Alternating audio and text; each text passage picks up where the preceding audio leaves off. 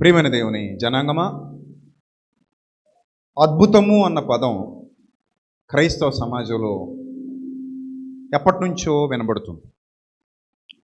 Already ఎన్నో విషయాలు, ఎన్నో సంగతులు దైవ గ్రంథంలో మనం నేర్చుకున్నాం, ధ్యానించాం, బలపరచబడ్డాం, దీవించబడ్డాం, ఆశీర్వదించబడ్డాం. అసలు అద్భుతం అంటే ఏంటి అని చాలామందిని అడిగితే భౌతికంగా కంటికి కనబడేదేదో అద్భుతం అని మొదటి ప్రాధాన్యత ఇవ్వడం జరుగుతుంది సమాజంలో. వాస్తవానికి అద్భుతం అంటే ఏంటి అని నన్ను అడిగితే ఒక విశ్వాసిగా నేను చెప్తాను, రక్షణలోనికి నేను రావడమే నా జీవితంలో జరిగిన గొప్ప అద్భుతం. ఇంతకంటే అద్భుతం నా జీవితంలో కానీ నీ జీవితంలో కానీ మరొకటి లేదు. ఒక్కసారి ప్రశాంతంగా కన్నులు మూసుకొని ఆలోచించండి. నేను రక్షణలో ఉండడం, నువ్వు రక్షణలో ఉండడం నిజంగా మన జీవితంలో సంభవించిన లేదా జరిగిన అద్భుతమా కాదా? చెప్పండి, మీరు చెప్పాలి. అద్భుతమా కాదా? అద్భుతమే కదా. రక్షణ లేక నశించిపోతున్న వారు ఎందరో ఉన్నప్పుడు, మారు మనస్సు లేక నశించిపోతున్న వారు ఎందరో ఉన్నప్పుడు, నిర్జీవ క్రియలను, అంధకార క్రియలను వెంబడిస్తూ చీకటిలోనికి వెళ్ళిపోతున్న వారు ఎందరో ఉన్నప్పుడు, ఏం చేసినా తొలగని పాపం నన్ను వెంటాడుతున్నప్పుడు, అవి నన్ను వెంబడిస్తున్నప్పుడు, నా వెంట వస్తున్నప్పుడు, నన్ను నిత్యాగ్నికి తీసుకొని వెళ్ళిపోతున్నప్పుడు, దేవునికి దూరం చేస్తున్నప్పుడు, ఆ పాప శాపాన్ని నా మీద నుండి తొలగించడానికి ఒక్క రూపాయి ఖర్చు లేకుండా, ఒక్క చెమట చుక్క చిందించకుండా నాది తన పవిత్ర రక్తాన్ని చివరి వరకు ధారపోసి ఉచితంగా నాకు రక్షణ, విమోచన, పాప క్షమాపణ అనుగ్రహించిన దేవాది దేవుని సన్నిధిలో ఆయన కుమారునిగా నిలబడటం కంటే గొప్పదైన అద్భుతం ఒక దోషకుడిగా, ఒక హింసకుడిగా, ఒక పాపిగా, ఒక ప్రధాన పాపిగా, నిందితుడిగా ఉన్న మన జీవితంలో, ఆనాటి పౌలు జీవితంలో, మన జీవితంలో నిజంగా అద్భుతమే. ఈ అద్భుతాన్ని మొదట మనం అంగీకరించాలి మన జీవితాల్లో, రైట్? ఈ అద్భుతాన్ని మనందరం ఏం చేయాలి? అంగీకరించాలి. ప్రభువా, నా జీవితంలో గొప్ప అద్భుతం చేసినందుకు నీకు 2 చేతులెత్తి కృతజ్ఞతాస్తుతులు చెల్లిస్తున్నాను. దేవుని నామానికి మహిమ కలుగునుగాక. తండ్రి, నీ నామానికి మహిమ చెల్లిస్తున్నాను. దేనిని బట్టి నేను కృతజ్ఞతాస్తుతులు చెల్లిస్తున్నానంటే, మొదట నీవు నన్ను ప్రేమించి, ఎందుకు కొరగాని నన్ను, ఏ విలువ లేని నన్ను, ఈ లోకమనే ఈ చీకటి సాగరంలో కొట్టుకుపోతున్న నన్ను పట్టుకొని తీసుకొచ్చి నిలబెట్టి నీ గుంపులో నిలబెట్టావు, నీ పిల్లల మధ్యలో నిలబెట్టావు, నీ స్వాస్థ్యంగా ఏర్పరచుకున్నావు, నీ సన్నిధిలో కూర్చోబెట్టుకున్నావు. ఇది నీ సన్నిధి.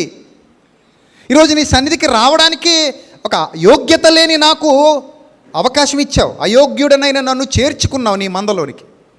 నన్ను పిలిచావు, నీ ప్రేమను నా పట్ల చూపించావు, నన్ను కొన్నావు, స్వరక్తమిచ్చి సంపాదించిన సంఘముగా నా శిరస్సుగా నీవు ఉన్నావు. ఇంతకంటే నాకు కావాల్సిన భాగ్యమే ఉంది. ఇది నా జీవితంలో జరిగినటువంటి ప్రత్యేకమైన అద్భుతం, గొప్పదైన అద్భుతం, వెలకట్టలేని అద్భుతం, వర్ణింప వీలు కానటువంటి అద్భుతం. ఇక ఏ అద్భుతం జరిగినా దీని కిందే జరగాలి తప్ప దీని పైన ఏది జరగదు. అది మీరు నోట్ చేసి పెట్టుకోండి. ఏమై రైట్? ఏ అద్భుతం జరిగినా అది దీనికంటే కిందదే, దీనికంటే తక్కువదే. దీన్ని మించిన అద్భుతం ఏది మన జీవితంలో మరొకటి ఉన్నా దీన్ని మించింది లేదు. అది గుర్తుపెట్టుకోవాలి. మన జీవితంలో ఎన్నో అద్భుతాలు జరగవచ్చు, కానీ అద్భుతం అంటే ఏంటి అనేది కూడా మనకు ఒక అవగాహన రావాలి. ఎందుకంటే ఈరోజు ఈ ఒక్క మాటతో చాలామంది మోసపోతున్నారు. ఈ ఒక్క మాటతో చాలామంది అపవాది వశమైపోతున్నారు. ఈ ఒక్క మాటతో చాలామంది తమ అసలైన విశ్వాస జీవితాన్ని కాకుండా నకిలీ విశ్వాసాలను అవలంబించేవారిగా మారిపోతున్నారు. వాళ్ళను వెలుగులోనికి తీసుకురావాల్సిన బాధ్యత దేవుని కుమారుడిగా నా మీద ఉంది. కనుకనే అనేక ప్రసంగాల ద్వారా అనేక మందిని మేల్కొల్పుతున్నాను. ప్రపంచవ్యాప్తంగా అనేక మంది మేల్కొల్పబడుతున్నారు ఈరోజు మన ప్రసంగాలు వినడం ద్వారా. అది దేవుని ఏర్పాటులో భాగం. ఆయన వెలుగు నా హృదయంలో ఉదయించటం వల్ల ఈ వెలుగును నేను అనేక మందికి పంచగలుగుతున్నాను. ఆయన వెలుగు నా హృదయంలో నివసించటం వల్ల నేను ఈ వెలుగును అనేక మందికి పంచగలుగుతున్నాను. ఆయన నన్ను వెలిగించడం వల్ల నేను అనేక మందిని వెలిగించగలుగుతున్నాను. ఆయన నన్ను ఎన్నుకోనటం వల్ల నేను అనేక మందిని ప్రభు కొరకు సంపాదించగలుగుతాను. ఇది కేవలం ప్రభు యొక్క కృప, ఆయన దయ, ఆయన సేవ, ఆయన జరిగించుకుంటున్న సేవ. ఇది ఆయన పరిచర్య, ఆయన వెనకుండి నడిపిస్తున్నటువంటి ఆత్మ సంబంధమైన, సత్య సంబంధమైన పరిచర్య. ప్రియమైన దేవుని సంగమా, ఒక మాట మీకు జ్ఞాపకం చేస్తాను, జాగ్రత్తగా వినండి. అద్భుతము అనగానే చాలామంది నా మీదేసిన ముద్ర ఏంటంటే, ఆయన అద్భుతాలు లేవంటాడండి అంటారు. ఏమంటాడట? అద్భుతాలు లేవంటాడట. ఇన్నాళ్ళ నా విశ్వాస జీవితంలో, ఇన్నాళ్ళ నా సేవా పరిచర్యలో నా ముందు కూర్చొని మీరు వాక్యం వింటున్నారు. ఎప్పుడైనా ఆ మాట నా నోటి వెంట రావడం మీరు విన్నారా? నేను ఎప్పుడు చెప్పలా. కానీ ఏం చెప్పాను? అద్భుతము అనేది దేవుని వలన మాత్రమే జరుగుతుంది. మానవులు తమ పేరిట లేదా తమ శక్తి వలన, తమకున్న ప్రత్యేకత వలన, తమకున్న ఏదో సామర్థ్యం వలన మేము ఒక అద్భుతం చేసి చూపిస్తాం రండి అంటే నమ్మొద్దు అని నేను చెప్పానా? ప్రభు చెప్పారా? ప్రభువా నీ నామమున అద్భుతములు చేయలేదా అనుందా మత్తయి సువార్త 7వ అధ్యాయంలో? వారిని ఏమన్నాడట ప్రభు? అక్రమము చేయవారులారా నా యుద్ధ నుండి తొలగిపోండి. అసలు అద్భుతం అనే పదానికి కూడా మనకు అర్థం తెలియాలి. మొదట ఒక క్లారిటీ ఉండాలి మనకు దాని మీద. ఏంటి అద్భుతం అంటే? ఐగుప్తులో జరిగాయి అద్భుతాలు. ఏంటి అద్భుతాలు? ఒక నది మొత్తం రక్తంలా మారింది. దేశమంతా కళ్ళతో చూసింది. ఇది మామూలు అద్భుతమా మీరు చెప్పండి? మనుషులు ఎవరైనా చేయగలరా? నేటి వరకు అలా జరిగిన దాఖలాలు ఎక్కడైనా ఉన్నాయా? లేవు. ఒక నది మొత్తం, అది చిన్న నది కాదు, అత్యంత ప్రాచీన నాగరికత కలిగిన నైలు నది. అదొక ప్రాచీన నైలు నది నాగరికత అంటే అత్యంత ప్రాచీన నాగరికతల్లో అది కూడా ఒకటి. అర్థమైందా? సింధు నది నాగరికత, నైలు నది నాగరికత మనం ఎప్పుడో సోషల్ పుస్తకాల్లో చదువుకున్నాం. ఈజిప్షియన్ సివిలైజేషన్ అంటారు దాన్ని. ఆ నైలు నది మొత్తం రక్తంగా మారడం అంటే అది సామాన్యమైన అద్భుతం కాదు. అది అసలు కొన్ని వందల కిలోమీటర్లు, అది దాదాపు 7,000 కిలోమీటర్ల పరిధి కలిగినటువంటి నది అది. ఎన్ని కిలోమీటర్లు? 7,000 కిలోమీటర్లు అంటే మాటల ఎంత పొడవైన నది కదా అది. అంత పొడవైన నది రక్తంగా మారడం అంటే అది అద్భుతం, అది మిరాకిల్ అంటే. అర్థమైందా? సో ఆ తర్వాత ఐగుప్తులో ఎన్నో జరిగాయి. 1 కాదు 2 కాదు. వడగళ్ళు, కప్పలు, పేలు, మిడతలు ఒక గుంపులుగా వారి మీదకి రావడం. అలాగే తొలిచూలు సంతానం ఏదో బొట్టు పెట్టినట్టు చెప్పి మరీ తొలిచూలు సంతానం హతం కావడం. ఇవన్నీ కూడా ఐగుప్తులో గొప్ప గొప్ప అద్భుతాలు జరిగాయి. సరే, ఇన్ని అద్భుతాలు జరిగినందువల్ల ఏం లభించింది? ఏం జరిగింది? ఏం ఒరిగిందంటే త్వరితగతిన వారందరూ వాటిని మర్చిపోయారు. అందరూ మర్చిపోయారు. ఎవరి మధ్యలో ఈ అద్భుతాలు జరిగాయో వాళ్ళందరూ కూడా అద్భుతాలని ఏం చేశారు? గుర్తుపెట్టుకున్నారా? మర్చిపోయారని చెప్పింది బైబిల్. ఏమని చెప్పింది బైబిల్? మర్చిపోయారు, వదిలేశారు. మాకు వద్దు, పెద్ద ఏముందిలే అన్నట్టు వదిలేశారు. అన్ని అద్భుతాలు చూసిన ఫరో హృదయం కూడా ఏమవ్వలేదు, కఠినమైంది తప్ప మారలేదు వాడు. ఇలా ప్రయోజనం లేకుండా పోయింది. ఒక మాట నేను చెప్తాను, ధైర్యం చేసి జాగ్రత్తగా వినండి. మార్పు లోపల రావాలి, బయట ఎన్ని మారినా ఉపయోగం ఉండదు. ఈ లోపల ప్రభు సాక్షాత్కారం జరగకపోతే, ఈ లోపల ఆయన స్థిర నివాసం ఏర్పాటు చేసుకోకపోతే, ఈ బయట బాహ్యంగా ఎన్ని జరిగినా అవి వృధా. తప్పులు బయట జరగవు, పాపాలు బయట జరగవు. పాపం అనేది మొదట ఎక్కడ జరుగుద్దో తెలుసా? నాలో జరుగుద్ది. నేను మారితే బయట పాపం మారిపోయినట్టే. నేను నా హృదయం లోపల మార్చేసుకుంటే పాపం అనేది ఆగిపోయింది. నా హృదయంలో కొనసాగుతున్నప్పుడే బయట పాపం కనబడుతుంది. ఎక్కడైనా సరే ఇదే రూల్. అడవిలో ఎందుకు పాపం లేదు, ఎడారిలో ఎందుకు పాపం లేదు, సముద్రాలలో ఎందుకు పాపం లేదు, మనుషులు ఉన్న చోటే ఎందుకు పాపం జరుగుతోంది అని అంటే, అవును, మనిషి హృదయంలో పుడుతోంది పాపం అనేది. బయట ఎందుకు పుడుద్ది? చెట్లో ఉండదు, పుట్టలో ఉండదు, నీటిలో ఉండదు, వాగులో ఉండదు, వంకలో ఉండదు, వానలో ఉండదు, కొండలో ఉండదు, చెట్టులో ఉండదు, చేమలో ఉండదు, పుట్టలో ఉండదు, ఎక్కడ ఉండదు, నీ హృదయంలో ఉంటుంది. అంటే మార్పు అనేది మొదట ఎక్కడ సంభవించాలి అంటే నీ హృదయంలో సంభవించాలి. నీ హృదయంలో మారితే బయట అంతా మారిపోద్ది. అందుకే అన్నాడు ప్రభు, నీ కన్ను చెడిపోతే దేహం అంతా చెడిపోద్ది. నీ కన్ను తేటగా ఉంటే దేహం అంతా తేటగా ఉంటుంది. అంటే కన్ను అంటే ఏంటి? జ్ఞాననేత్రం. ఈ కన్ను కాదు, మనోనేత్రం, హృదయనేత్రం. ఆ కన్ను వెలుగుగా ఉండాలి. ఆ కన్ను వెలుగుమయమైతే దేహమంతా వెలుగుమయమే. ఆ కన్ను చీకటైతే దేహమంతా చీకటే. ఫస్ట్ నీ ఆలోచనల్ని సంస్కరించుకుంటే, నీ ఆలోచనల్లో అంగీకారం జరిగితే బయటంతా మారిపోద్ది. ఇప్పుడు ఐగుప్తీయుల మధ్య అన్ని అద్భుతాలు జరిగినా వాళ్ళు ఎందుకు మారలేదు?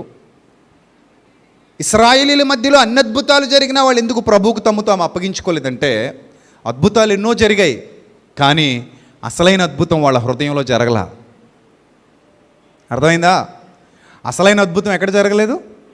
హృదయంలో జరగలేదు. హృదయంలో జరగలేదు కాబట్టి బాహ్యంగా ఎన్ని మారినా మనలో ఆ అంగీకారం లేనప్పుడు, మనలో ఆ పశ్చాత్తాపం లేనప్పుడు, మన లోపల నుండి మార్పు రానప్పుడు బయట ఎన్నున్నా దానివల్ల ఎలాంటి ప్రయోజనం లేదు. ముందు లోపల మారాలి. అర్థమైందా? సో దేవుడు వారి మధ్యలో ఎన్నో అద్భుతాలు చేశాడు. ఒకటి కాదు, రెండు కాదు, చాలా చేశాడు. అవకాశం లేని చోట అద్భుతం జరిగించాడు. అవకాశం కల్పించి అద్భుతాలు జరిగించాడు. అలా ఎన్నో అద్భుతాలు ఆయన జరిగించాడు. ఏమంటే చూడండి ఒకసారి, నిర్గమకాండం 15వ అధ్యాయం 11వ వచనం. ఆయన లక్షణాలలో ఒక లక్షణాన్ని గురించి ఇక్కడ భక్తుడు మాట్లాడుతున్నాడు. నిర్గమకాండం 15వ అధ్యాయము 11వ వచనం. మోషే ఇశ్రాయేలీయులతో కీర్తనతో మాట్లాడుతూ ఆయన లక్షణాలలోని ఒక గొప్ప లక్షణాన్ని గురించి ఇక్కడ మాట్లాడు. దయచేసి అందరూ జాగ్రత్తగా చూడండి. ఇక్కడ ఇది ఫ్యాన్ పెట్టండి నన్ను ఇక్కడ. చదవండి. పరిశుద్ధతను బట్టి నీవు మహనీయుడవు, స్తుతి కీర్తనలను బట్టి పూజ్యుడవు, అద్భుతములు చేయువాడవు, నీ వంటి వాడెవడు అన్నాడు. అంటే ఆయన లక్షణాలలో ఒక లక్షణమే. ఏ లక్షణం అట చెప్పండి? ఏం చేసే లక్షణం? మిరాకిల్స్, అద్భుతాలు చేసే లక్షణం ఎవరికి ఉంది? దేవుడికి ఉంది. అది ఆయన ఇన్బిల్ట్గా ఆయనలో ఉంది. అది ఆయన లక్షణమే, అద్భుతాలు చేసే లక్షణం. యోబు గ్రంథం 5వ అధ్యాయము 9వ వచనం. యోబు గ్రంథం 5వ అధ్యాయము 9వ వచనం. త్వరగా చదవాలి.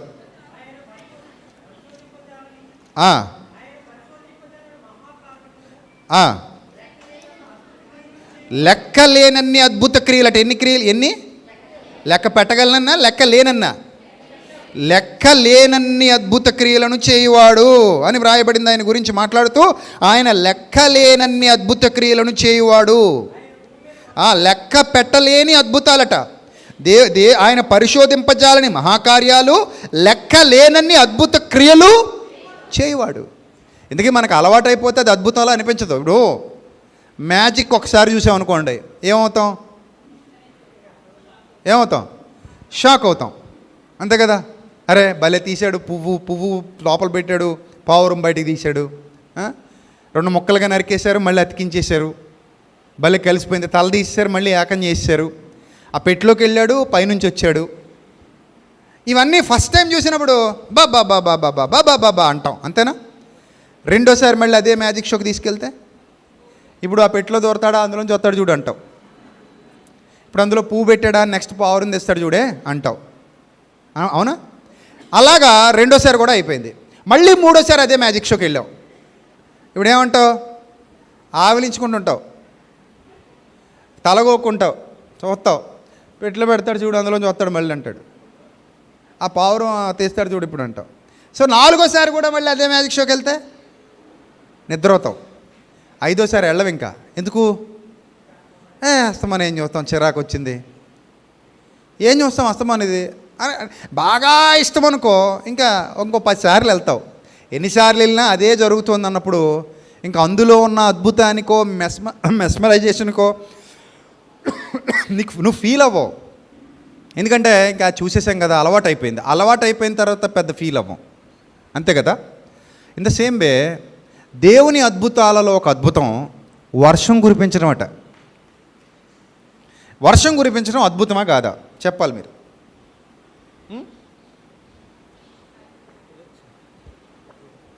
వర్షం కురవడం అద్భుతమా కాదా చెప్పండి? అద్భుతమేనా? మరి నోరు ఎళ్ళబెట్టి వర్షం కురిసినాడా అలా చూస్తారా? ఎప్పుడైనా చూస్తారా? అలా కళ్ళు పెద్దవి చేసేసి వర్షం కురుస్తుంది వర్షం అంటారా? మరేమంటారు?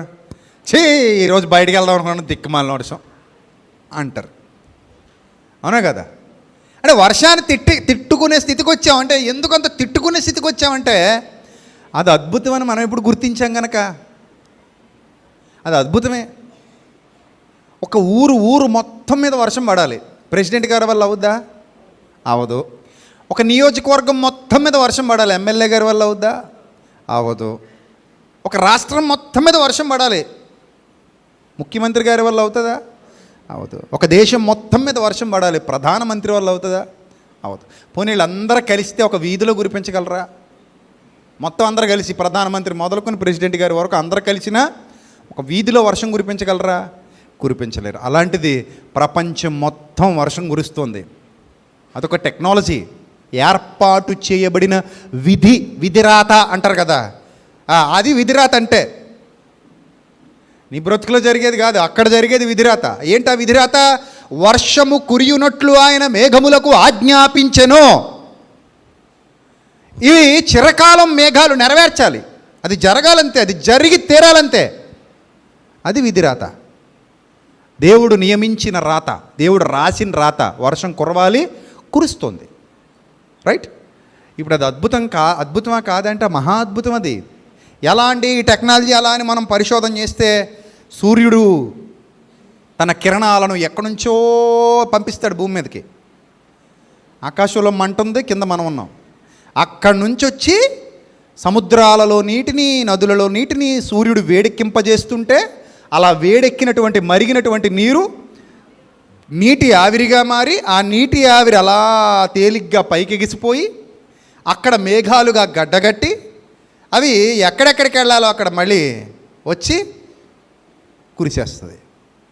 ఇది ఒక ప్రాసెస్, ఒక చక్రం. It's a process. ఇది మిరాకిల్, అవునా కాదా? It's a miracle. ఒక విత్తనం కింద పడేస్తే మట్టిలోకి వెళ్ళి అందులో నుంచి పచ్చటి మొలకొచ్చి అది చచ్చి మళ్ళీ బతికి అందులో దాగున్న పెద్ద చెట్టు మన ముందు కనబడి, పెద్ద చెట్టు అందులో దాగుందంటేనే అద్భుతం. పూర్వం ఎవరో అగ్గిపెట్టెలో చేరబెట్టారట. ఇప్పటికీ మన వాళ్ళు గొప్పగా మాట్లాడతారు దాని గురించి. ఒక బ్రిటిష్ ఆ స్త్రీకి బహుకరించారట మన చేనేత సోదరులు. అంత టాలెంటెడ్గా చీర, అంత చిన్న చీర మడత పెట్టి ఎక్కడ పెట్టేవారట? అగ్గిపెట్టెలో పట్టేంత చీర. దాన్ని ఓపెన్ చేస్తే ఒక స్త్రీ కట్టుకునేంత చీర అయిందని ఇప్పటికీ ఒక ఆయన, అంటే మరీ చిన్న అగ్గిపెట్టి కాదు, ఇంత పెట్టెలో పెట్టడం నేను చూశాను.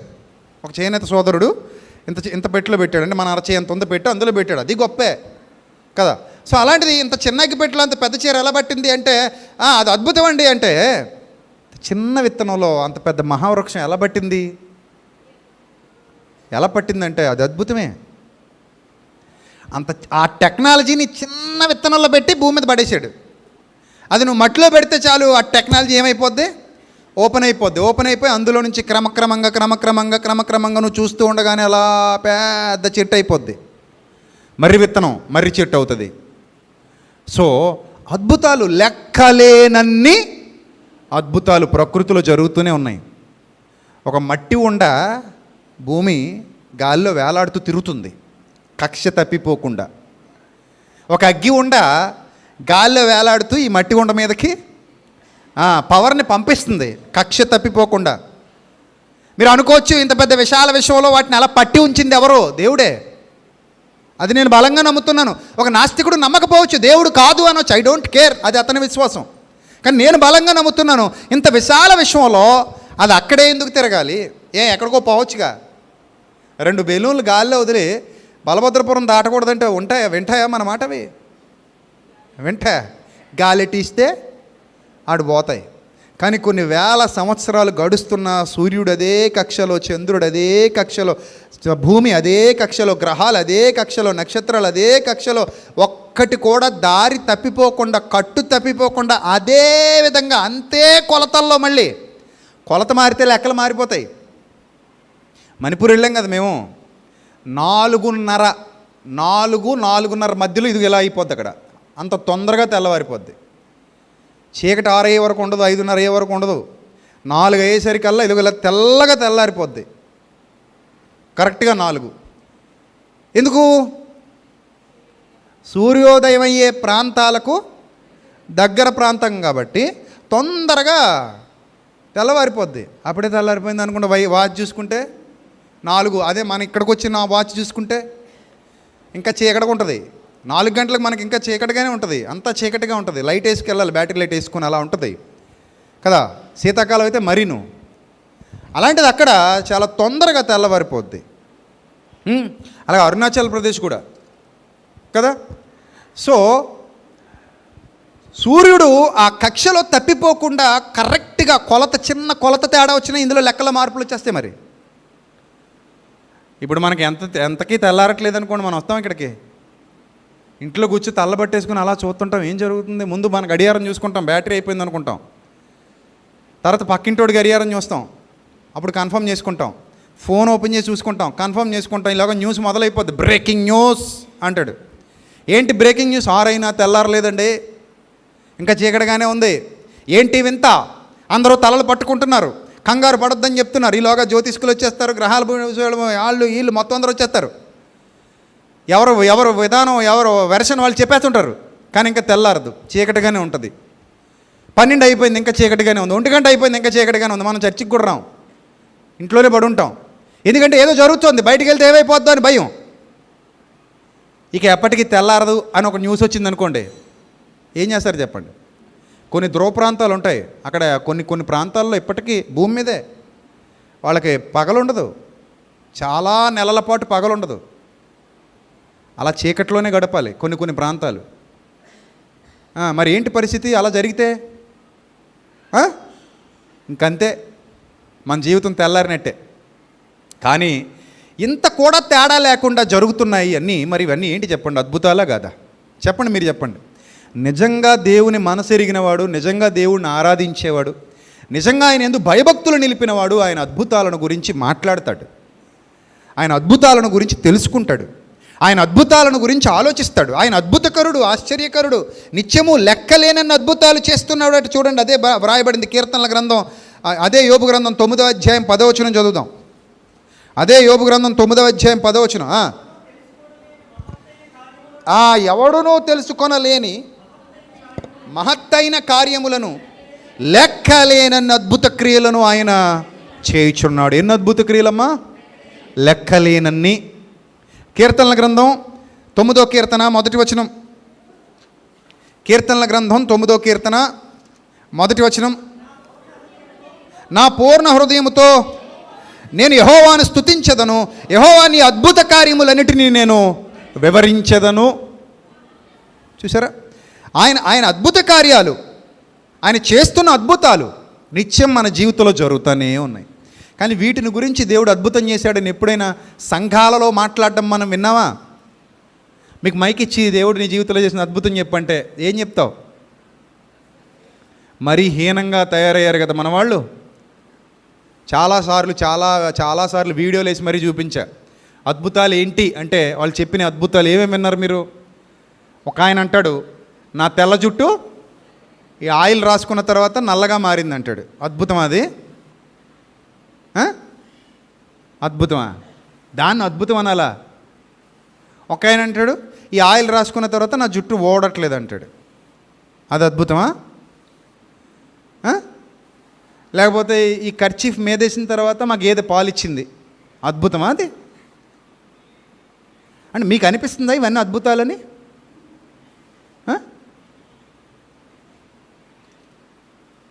సో చిల్లర పనులు చేసి అద్భుతాలు అనకూడదు. చిల్లర పనులు అవి, చిల్లర మాటలు, అన్యజనుల మధ్య దేవుని నామాన్ని అవమానపరిచేటువంటి మాటలు. ఇంకొక ఆయన ఎగిరి పడిపోయి నేను అద్భుతం జరిగింది నా జీవితం. పడిపోవడం అద్భుతమా? అంటే నేను తోసేస్తే నీ జీవితంలో అద్భుతం జరిగినట్ట? నా పాయింట్ మీరు క్యాచ్ చేయండి జాగ్రత్తగా. నువ్వు నా దగ్గరకు వచ్చి నిలబడ్డావు, నేను నుదుటి మీద చెయ్యేసి అని నేను వెనక్కి నెట్టేస్తాను, నువ్వు పడిపోతావు, నేను లేపుతాం కాసేపు ఉన్న తర్వాత. అది అద్భుతమా? నీ జీవితంలో జరిగిన అద్భుతం అనుకోవాలి దాన్ని. ఏం మారిందని అద్భుతం అనుకోవాలి? పడ్డం అద్భుతమా? పడిపోవడం అద్భుతమా? ఏ రకంగా అద్భుతం అంటారు దాన్ని? అనరు దాన్ని అద్భుతం అని. అంటే మ్యానిపులేషన్. ఇదంతా కూడా ఏంటి? మ్యానిపులేషన్. సాతాను మన జ్ఞాన నేత్రాన్ని మూసేస్తున్నాడు, మన మనోనేత్రాన్ని మూసేస్తున్నాడు, తెరవబడకుండా చేస్తున్నాడు. అవిశ్వాసులైన వారి మనోనేత్రములకు గుడ్డితనము కలుగజేసెను. అది నెరవేరుతుంది వాళ్ళ జీవితాల్లో. సో అద్భుతం అంటే ఏంటి అని అంటే, ప్రియమైన దేవుని పిల్ల, మన జీవితంలో జరుగుతాయి అద్భుతాలు. అవి ఏ విధంగా ఉంటాయో మొట్టమొదట రక్షణను ముందు పెట్టుకోండి, దాని తర్వాత ఏదైనా కింద పేర్చుకోండి, దాన్ని దాటి వెళ్ళనివ్వకండి. ఇక మన చుట్టూ కూడా జరుగుతున్నాయి అద్భుతాలు. పంట ఒక అద్భుతం, ఆహారం అద్భుతం, అరగడం అద్భుతం, దేహం అద్భుతం, ఆత్మ అద్భుతం, దాన్ని నడిపించే ఆత్మ, ప్రకృతి అద్భుతం, దేవుడు అద్భుతం, రక్షణ అద్భుతం, యేసుక్రీస్తు అద్భుతం, వాక్యం అద్భుతం. మనలో జరుగుతున్న ప్రతి కార్యం అద్భుతమే. అద్భుతాల మధ్యలో మన జీవితం నడుస్తుంది. సముద్రం అద్భుతం, సెలయేళ్ళు అద్భుతం, కొండలు అద్భుతం, లోయలు అద్భుతం, మహాసముద్రాలు అద్భుతం, జలపాతాలు అద్భుతం, పచ్చటి చెట్లు అద్భుతం, కాయగూరలు అద్భుతం, ఆకుకూరలు అద్భుతం, మంచు అద్భుతం, వడగండ్లు అద్భుతం, ఉరుములు అద్భుతం, మెరుపులు అద్భుతం, ఆకాశ మహాకాశాలలో ఇవన్నీ నడవటం అద్భుతం, మానవ జీవితం అద్భుతం, మన పుట్టుక అద్భుతం, దేవుని స్వరూపంలో దేవుని పోలికలో నీవు చేయబడటం అద్భుతం, జంతు ప్రవృత్తి లేకుండా వివేచనతో, విజ్ఞతతో, జ్ఞానంతో ఈ భూమి మీద స్త్రీగా పురుషుడిగా నువ్వు బ్రతకటం అద్భుతం, నీ జననం అద్భుతం, నీ మరణం అద్భుతం. అద్భుతాల మధ్యనే మానవ జీవితం నడుస్తుంది. ప్రియమైన దేవుని ప్రజలారా, ఈ సత్యం ఎంత తొందరగా గుర్తిస్తే అంత తొందరగా మీరు దేవునితో కనెక్ట్ అయిపోతారు. అర్థమైందా? సో ఇవి అసలైన అద్భుతాలు. ఇవి దేవుడు వారి మధ్యలో కొన్ని జరిగించాడు. ఎలా ఉన్నాయంటే మన పరిధిలో లేనివి, వాళ్ళు ఎన్నడూ ఊహించనివి. ఇప్పుడు రొటీన్గా జరిగేదానికి భిన్నంగా జరిగితే అద్భుతం అది. ఇప్పుడు ఉదాహరణకి ఈ మైక్ నేను పట్టుకోకుండా నేను ఎలా తిరిగితే అలా గాల్లో ఎలా తిరుగుతుంది అనుకోండి. నేను పట్టుకోలేదు, స్టాండ్ కూడా లేదు దీనికి.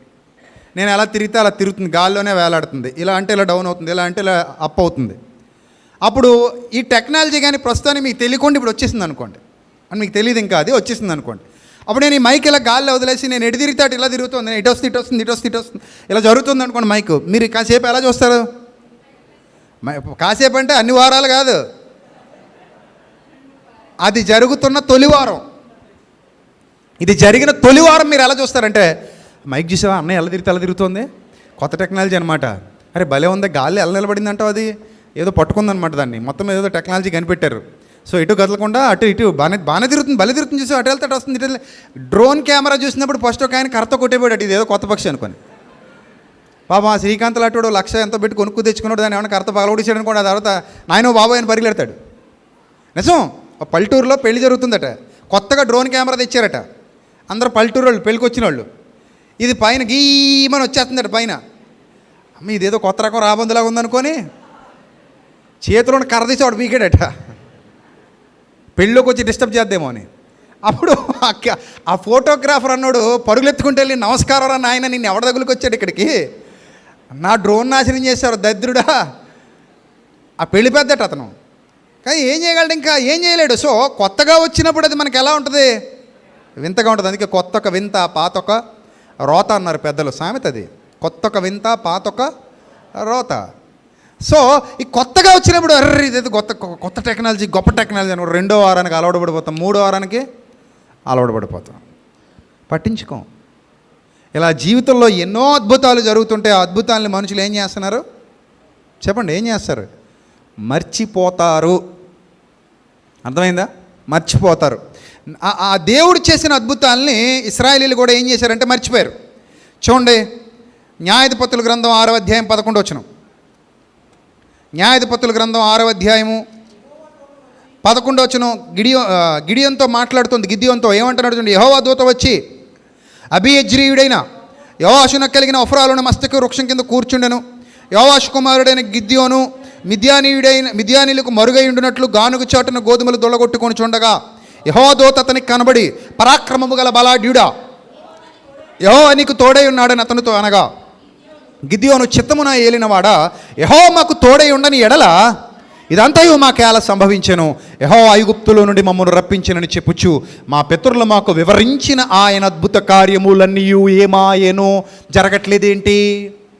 ఐగుప్తులు ఇన్ని అద్భుతాలు చేసినవాడు ఇప్పుడు మిద్యానీయులు మమ్మల్ని ఇంతగా బాధ పెడుతుంటే, మిద్యానీయులు మమ్మల్ని అంతగా నలిచేస్తుంటే, వాళ్ళకు భయపడి నేను గానుగ చాటును గోధుమలు దొల్లగొట్టించుకునే దుస్థితిలో నేను పడి ఉంటే, ఇన్ని బాధలు, ఇన్ని కష్టాలు, ఇన్ని ఇబ్బందులు మేము అనుభవిస్తుంటే ఏమాయను? ఈ అద్భుతాలు ఏమాయను? ఈ దేవుడు ఏమాయను? మమ్మల్ని పట్టించుకోవట్లేదేంటి? అప్పుడు మీకు కూడా డౌట్ వస్తుంది కదా. యెహోషువ ప్రార్థించగా ఏమాయను? సూర్యచంద్రులు ఆగారు కదా. సూర్యుడా నీవు గిబియోనులో, చంద్రుడా నీవు అయ్యాలోను లోయలో నిలువుము అన్నాడు కదా. మరి ఇప్పుడు ఆపగలమా సూర్యుడిని? ఎందుకు ఆపలేకపోతున్నారు? ఇప్పుడున్న పెద్ద పెద్ద సేవకులు ఉన్నారు కదా, సూర్యుడిని ఆపితే ఆ అద్భుతం ఒక రోజులో అయిపోద్ది కదా. అది బ్రేకింగ్ న్యూస్ అయితే సరిపోద్ది కదా దేవుడికి. ఇంకేంటి? ఏలియా చేసినట్టుగా రండి బయలుదేవత భక్తులారా రండి, నేను ఒక్కడనే వస్తా అని ఛాలెంజ్ చేసి వెళ్ళి మీరు బలి పెట్టండి, నేను బలి పెడతా, మీ అగ్ని దహించబడుతుందో నా అగ్ని దహించబడుతుందో చూద్దాం అని ఆ రోజు మరి జరిగిందిగా. ఇప్పుడు ఎందుకు జరగట్లా? ఇప్పుడు ఆ ఛాలెంజ్ చేసే సేవకులు ఎందుకు లేరు? మీరు ఆలోచించండి. ఆనాడున్న ఏలియా దేవుడే ఈనాడున్నాడు కదా. ఆనాడున్న ఏలియా లాంటి సేవకులు ఈరోజు లేరు అనుకోవాలా? ఏలియా ఒక్కడే అంత రోషం కలిగిన వాడు, పౌరుషం కలిగిన వాడు, నిజమైన దేవుని సేవకుడు గనుక అతని ద్వారా ఆ అద్భుతం జరిగిందా? బయలు ప్రవక్తలని ఛాలెంజ్ చేసి మరీ పిలిచాడు. కమాన్ అన్నాడు, కమాన్ తేల్చుకుందాం రండి అన్నాడు. దేవుడు ఎవరో నిరూపించుకుందాం రండి అన్నాడు. ఇన్ని గొడవలు ఉండవుగా, ఇన్ని టీవీ డిబేట్లు ఉండవుగా, ఇన్ని సోషల్ మీడియా పోస్టులు ఉండవుగా, ఇన్ని తగువులు ఉండవుగా, ఇన్ని తగాదాలు ఉండవుగా, ఇన్ని ఇబ్బందులు ఉండవుగా. కమాన్ అని అనొచ్చుగా అప్పుడు. మరి ఎవరు ఎందుకు అనలేకపోతున్నారు? మీకు బోధించి నేను కూడా ఎందుకు అనలేకపోతున్నాను? డౌట్ వచ్చిందా రాలేదు ఎప్పుడైనా? దేవుడు అలా చేస్తే నిమిషాలలో రక్షణ సువార్త వెళ్ళిపోతుంది. ఎవరు సత్యమో అందరికీ అర్థమైపోతుంది, ఎవరు నిజమో అందరికీ అర్థమైపోతుంది. ఐగుప్తులో జరిగినట్టుగా ఇప్పుడు కూడా గోదావరి నది రక్తంగా మారిపోవాలా, లేకపోతే కృష్ణానది అయిపోవాలా, లేకపోతే ఇంకో నది ఏమైనా అయిపోవాలా కొన్నాళ్ల పాటు? అలా ఏమైనా ఒక అద్భుతం జరిగితే మరి అందరూ ప్రజలు విశ్వాసులు అవుతారు, సత్యం తెలుసుకుంటారు కదా. సూర్యుడిని చంద్రుడిని ఎందుకు ఆపలేకపోతున్నాం? ఆయన ఎముకలు తగిలితేనే, ఎలీషా గారి యొక్క శవం తగిలితే ఎముకలు మళ్ళీ ఏమయ్యాయి? ఆయన సయ్యం తగిలితే ఏమయ్యే? శవం ఏమైంది? బతికింది. ఆయన ఎముకలు తగిలితేనే శవం ఏమైందట? తిరిగి బతికేసాడట, జీవం పొందుకున్నాడట. అబ్బా, వాట్ ఎ వండర్ఫుల్ ప్రాఫిట్. చచ్చిపోయి కూడా ఏం చేస్తున్నాడు? అద్భుతం చేస్తున్నాడు కదా. మరి ఇప్పుడు అలా జరగవచ్చుగా. మీకు ఏమనిపిస్తుంది చెప్పండి? ఇప్పుడు నేను డౌట్ రేజ్ చేశాను మీ అందరికీ, నేను డౌట్ క్రియేట్ చేశాను మీ అందరికీ. ఏమనిపిస్తుంది? What's your feeling? చెప్పండి, ఏంటి ఏమవుతుందంటారు అసలు? అలా చేస్తే బాగుంటుందా బాగోదా? ఏమండి పార్వతమ్మ గారు చెప్పండి, అలా చేస్తే బాగుంటుందంటారా? మళ్ళీ సూర్యుడిని ఆపేద్దామా? నమ్ముతారా అందరూ? చంద్రుడిని ఆపేస్తే అందరూ నమ్ముతారా? ఇప్పుడు యేసుక్రీస్తు కాలంలో అద్భుతాలు, అడుగడుగున అద్భుతాలు. నేను చెప్పనా? అడుగడుగున అద్భుతాలు ఎన్ని జరిగాయో? కొన్ని వందలు వేలు. వచ్చిన ప్రతి వారిని చాంద్రరోగి, మూర్ఛ, మోగ, గుడ్డి, కుంటి, ఊచకాలు చేతులు గలవారు, జలోదర రోగం గలవారు, 38 ఏండ్ల నుండి బలహీనపడినవాడు, 18 ఏండ్ల నుండి నడుము వంగిపోయినవాడు, ఇలా ఎందరో రోగులు వారి యొక్క రోగాలను, 12 ఏండ్ల నుండి రక్తస్రావ రోగము కలిగిన స్త్రీ, ఇట్టి రోగాలన్నీ వైద్యుల చేత నయం కానప్పుడు యేసుక్రీస్తు వారు ఆన్ ది స్పాట్లో లైవ్లో, మళ్ళీ కెమెరాలు లేవు కానీ శాస్త్రులు ఉన్నారు, పరిచయాలు ఉన్నారు, అందరూ ఉన్నారు. ఆ రోజుల్లో వాళ్ళే కెమెరాలు, అర్థమైందా? ఆ రోజుల్లో వాళ్ళే కెమెరాలు, ఎందుకంటే no recorded evidences are there. అప్పుడు లేవు అవి. సో ఇప్పుడు వాళ్ళే కెమెరాలు అనుకుంటే ఆ కెమెరాలన్నీ చూస్తుండగా పబ్లిక్లో జరిగింది, లైవ్లో, ఒక రకంగా లైవ్లో జరిగింది.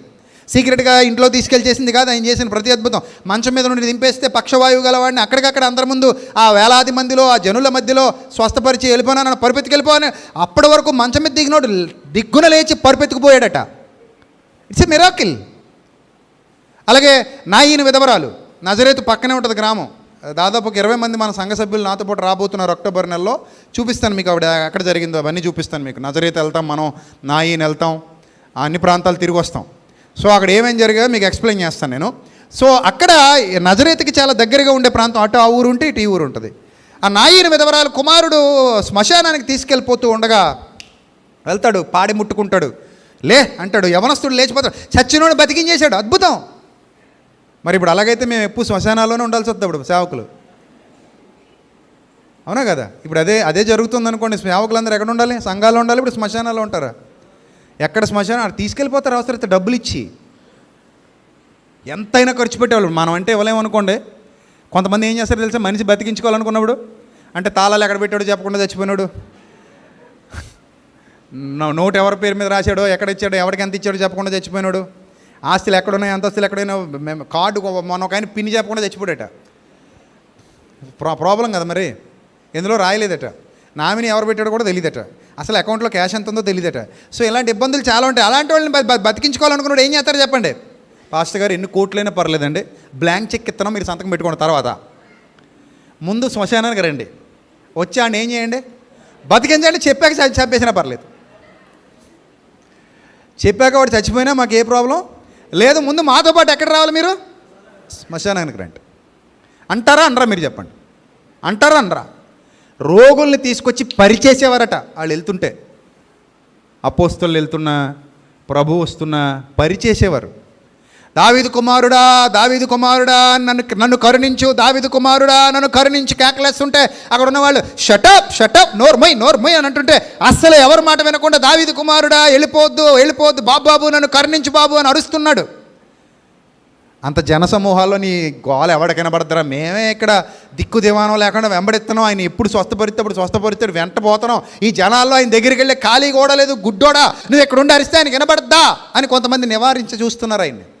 ప్రభు వెనక్కి తిరిగారు, పిలిచారు, వచ్చాడు, అతనుకున్న వస్తువులన్నీ బిలాంగింగ్స్ అన్నీ అక్కడే పెట్టేసాడట.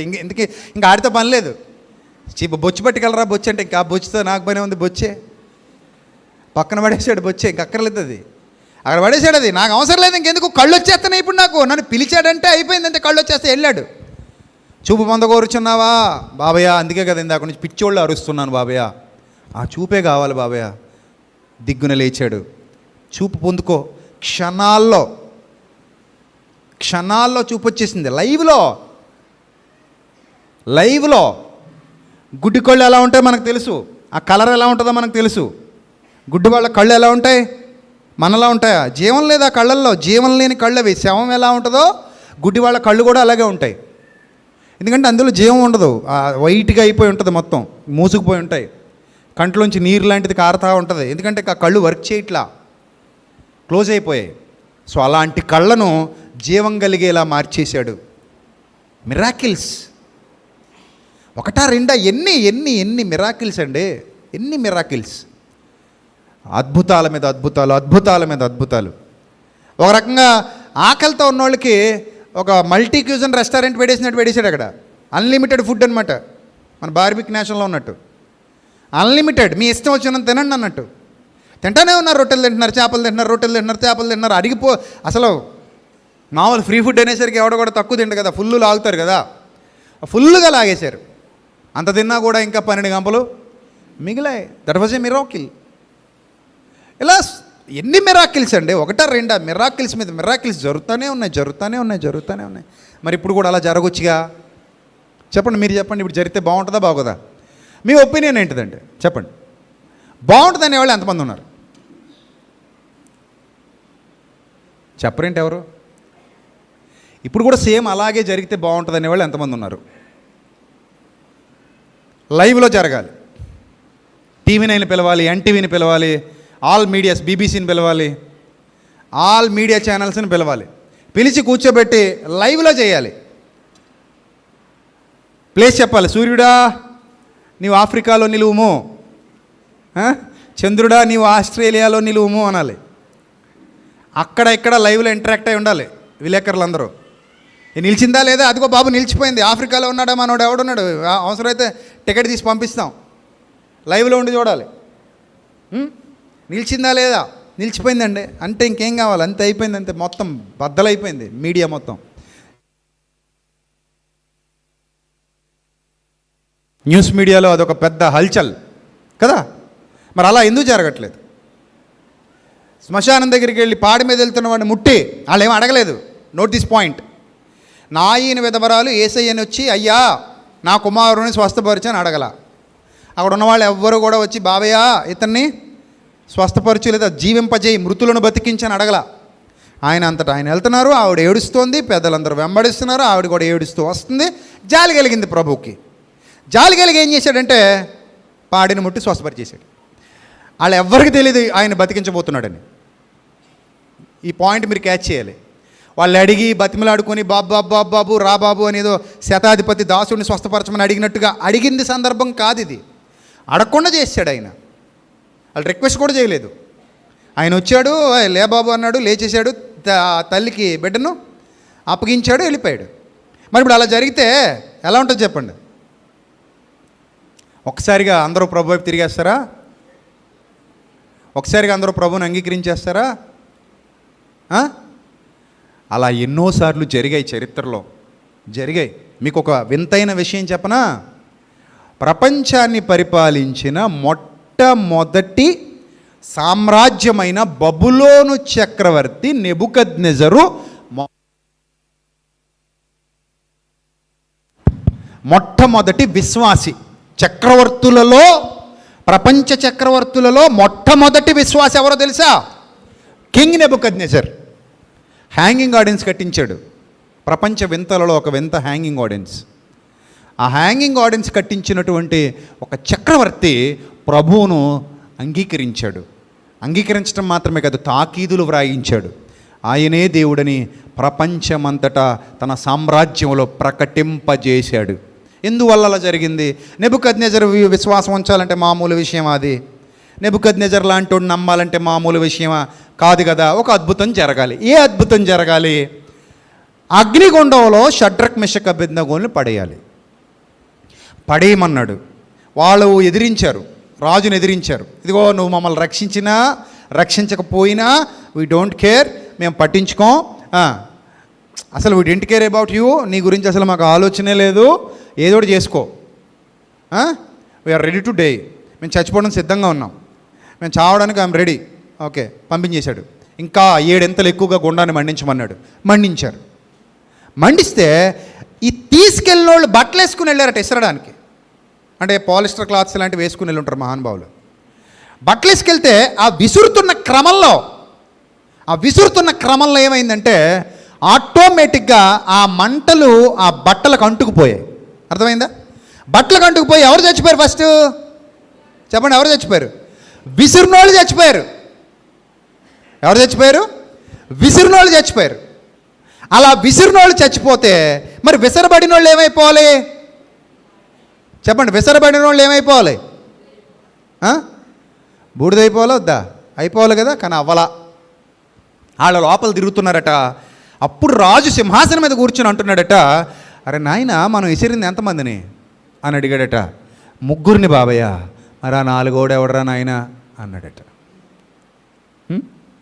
ఆ 4 ఎవడో వాళ్ళతో పాటు లోపల తిరుగుతున్నాడు. ఏదో పార్కులో తిరిగినట్టు తిరుగుతున్నారు వాళ్ళు. సరిగ్గా చూడండి, నాకేనా మీకు అలా కనబడుతుందా? అయ్యా, మేమేం గుడ్డోళ్ళం కాదు, మాకు కూడా కనబడుతుంది. లోపల తిరుగుతున్నది 4, మనం విసిరింది 3. విసిరినోళ్ళు ఆల్రెడీ కాలిపోయారు. మళ్ళీ మామూలు వాళ్ళు విసరలేదట. విసరడానికి ఎవరు వచ్చారట? మహా వస్తాదుల్ని తీసుకొచ్చినట్టు పిలిపించమన్నాడు. బాబు, ఎవరైతే మంచి బాడీ బిల్డర్ ఉన్నారో తెప్పించండి అన్నాడు. తెప్పించారు. నాకు తెలిసి ఆ చేతిలోకి ఇద్దరు, ఈ చేతిలోకి ఇద్దరు పట్టుకుని ఊపు విసిరేసి ఉంటారు. ఏదో బాల్ విసిరుతారు చూడండి, అలాగా. అంత దూరం వెళ్ళి పడినా వాళ్ళు లేచి చక్కగా పార్కులో తిరిగినట్టు తిరుగుతున్నారట అగ్నిగుండంలో, అంత పెద్ద అగ్నిగుండంలో. అది చూసి షాక్ అయిపోయాడు. వెంటనే ప్రకటించేశాడు దానియేలు గ్రంథం 4వ అధ్యాయము మొదటి నుంచి చూడొచ్చు. నెబుకద్నెజర్ సాక్ష్యం. దానియేలు గ్రంథం 1వ అధ్యాయం, దానియేలు గ్రంథం 4వ అధ్యాయం, మొదటి నుంచి మీరు చదవండి. రాజుకు నెబుకద్నెజరు లోకమంతటా నివసించు సకల జనులకు, దేశస్థులకు, ఆయా భాషలు మాట్లాడు వారికి ఎలాగూ సెలవిచ్చున్నాడు. Underline that word. ఎవరెవరికి? చెప్పండి, ఎవరెవరికి? లోకమంతటా నివసించు. లోకమంతటా అంటే అర్థం ఏంటి? ఎలా తీసుకోవాలి దాన్ని మనం? చెప్పండి. ప్రపంచ దేశాలలో అప్పటికి ఏవైతే దేశాలుగా పిలువబడుతున్నాయో అప్పటికి వేటినైతే నెబుకద్నెజరు జయించాడో, వేటినైతే తన వశం చేసుకున్నాడో వాళ్ళందరినీ కూడా ఇదే శాసనం క్రిందకి రమ్మని ఒక శాసనం చేశాడు. దీనికి కారణం ఏంటి? అద్భుతం. ఏ అద్భుతం? దీనికి కారణం ఏ అద్భుతం? అగ్నిగుండం మండించడం, షడ్రక్ మెషక్ అబేద్నెగోలను అందులో పడేయటం, వాళ్ళతో పాటు 4 ఆయన అందులో తిరగడం. అది దేవదూత వచ్చి తిరుగుతున్నాడు వాళ్ళతో. 4వ వాడు తిరుగుతుంటే వీళ్ళు ఆశ్చర్యపోయారు. అగ్ని వాసన కూడా బట్టలకు అంటుకోలేదట. మామూలుగా అయితే అగ్నిగుండం దగ్గర నిలబడినప్పుడు వాసన మన బట్టలకు అంటుకుంటుంది, అగ్ని వాసన కూడా అంటుకోలేదు. అలాంటి ఒక మిరాకిల్ కనీసం తల వెంట్రుకలు చెక్ చేయించారట, వెంట్రుకలు ఎలా ఉన్నాయో చూడండి అని. వెంట్రుకలు కూడా బాగున్నాయట, నీట్గా ఉన్నాయి తప్ప ఒక్క వెంట్రుకు కూడా కాల్లా. సాధారణంగా మనిషిని అగ్నిలో పడేస్తే ముందు కాలిపోయేవేంటి? వెంట్రుకలే కదా ముందు కాలిపోతాయి. మన శిరోజాలు ఏమైపోతాయి?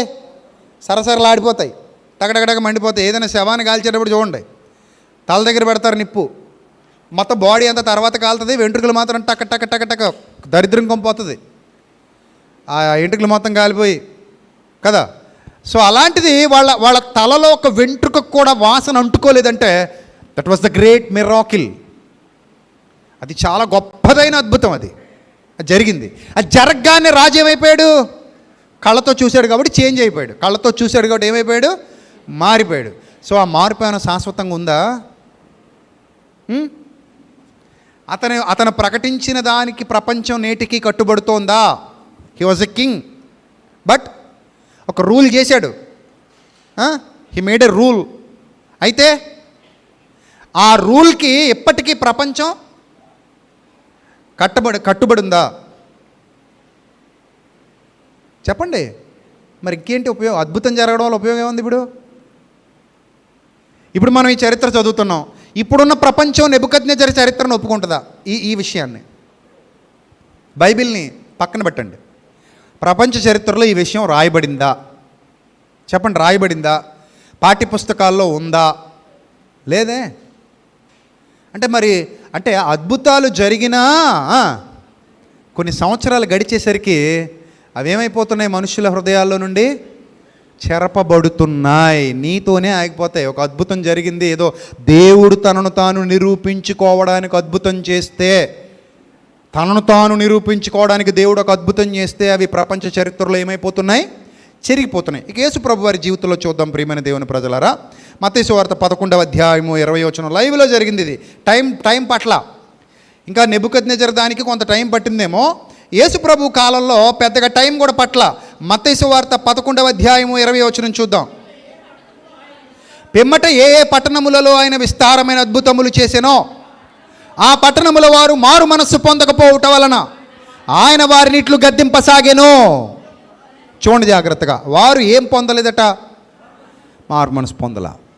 అంటే బహిరంగ అద్భుతాలు జరిగిన అవి శాశ్వత కాలం ప్రజల హృదయాలలో నిలబడలేదు. Get my point.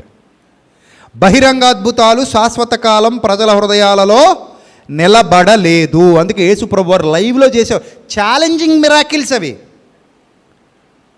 Challenging miracle వేరు, నార్మల్ మిరాకిల్ వేరు. ఛాలెంజింగ్ మిరాకిల్ అంటే ఏలియా చేసింది, మోషే చేసింది, ఎలీషా చేసింది, అలాగే యేసుక్రీస్తు ప్రభువారు చేసింది. ఇవన్నీ ఛాలెంజింగ్ మిరాకిల్స్ అని ఎందుకు పేరు పెట్టానంటే, నేను వాటికి పబ్లిక్ని ఇన్వైట్ చేసి వాళ్ళ ముందు చేస్తారు. పబ్లిక్ని ఇన్వైట్ చేసి చేస్తారు వాళ్ళ ముందు. ఆ ఇన్వైట్ చేయబడిన వాళ్ళకి విశ్వాసం ఉండాల్సిన అవసరం లేదు. ఆ తర్వాత పుడుద్ది విశ్వాసం. ఎప్పుడు పుడుద్ది విశ్వాసం? వాళ్ళకి అద్భుతం జరిగాక. అది కూడా గ్యారంటీ లేదు. పుడితే పుట్టొచ్చు, లేకపోతే లైట్ తీసుకోవచ్చు. ఇప్పుడు యేసు ప్రభు వారు అద్భుతాలు చేస్తుంటేనే ప్రజలు ఏం చేశారట? చెప్పండి, ఏం చేశారట? లైట్ తీసుకున్నారు. చివరికి ఏం ట్యాగ్ వేశారంటే ఆయనకి దయ్యం పట్టినడు కాబట్టి అద్భుతాలు చేస్తున్నారని ఒక మొక్కలో వదిలిపోయింది. ఏమన్నారు?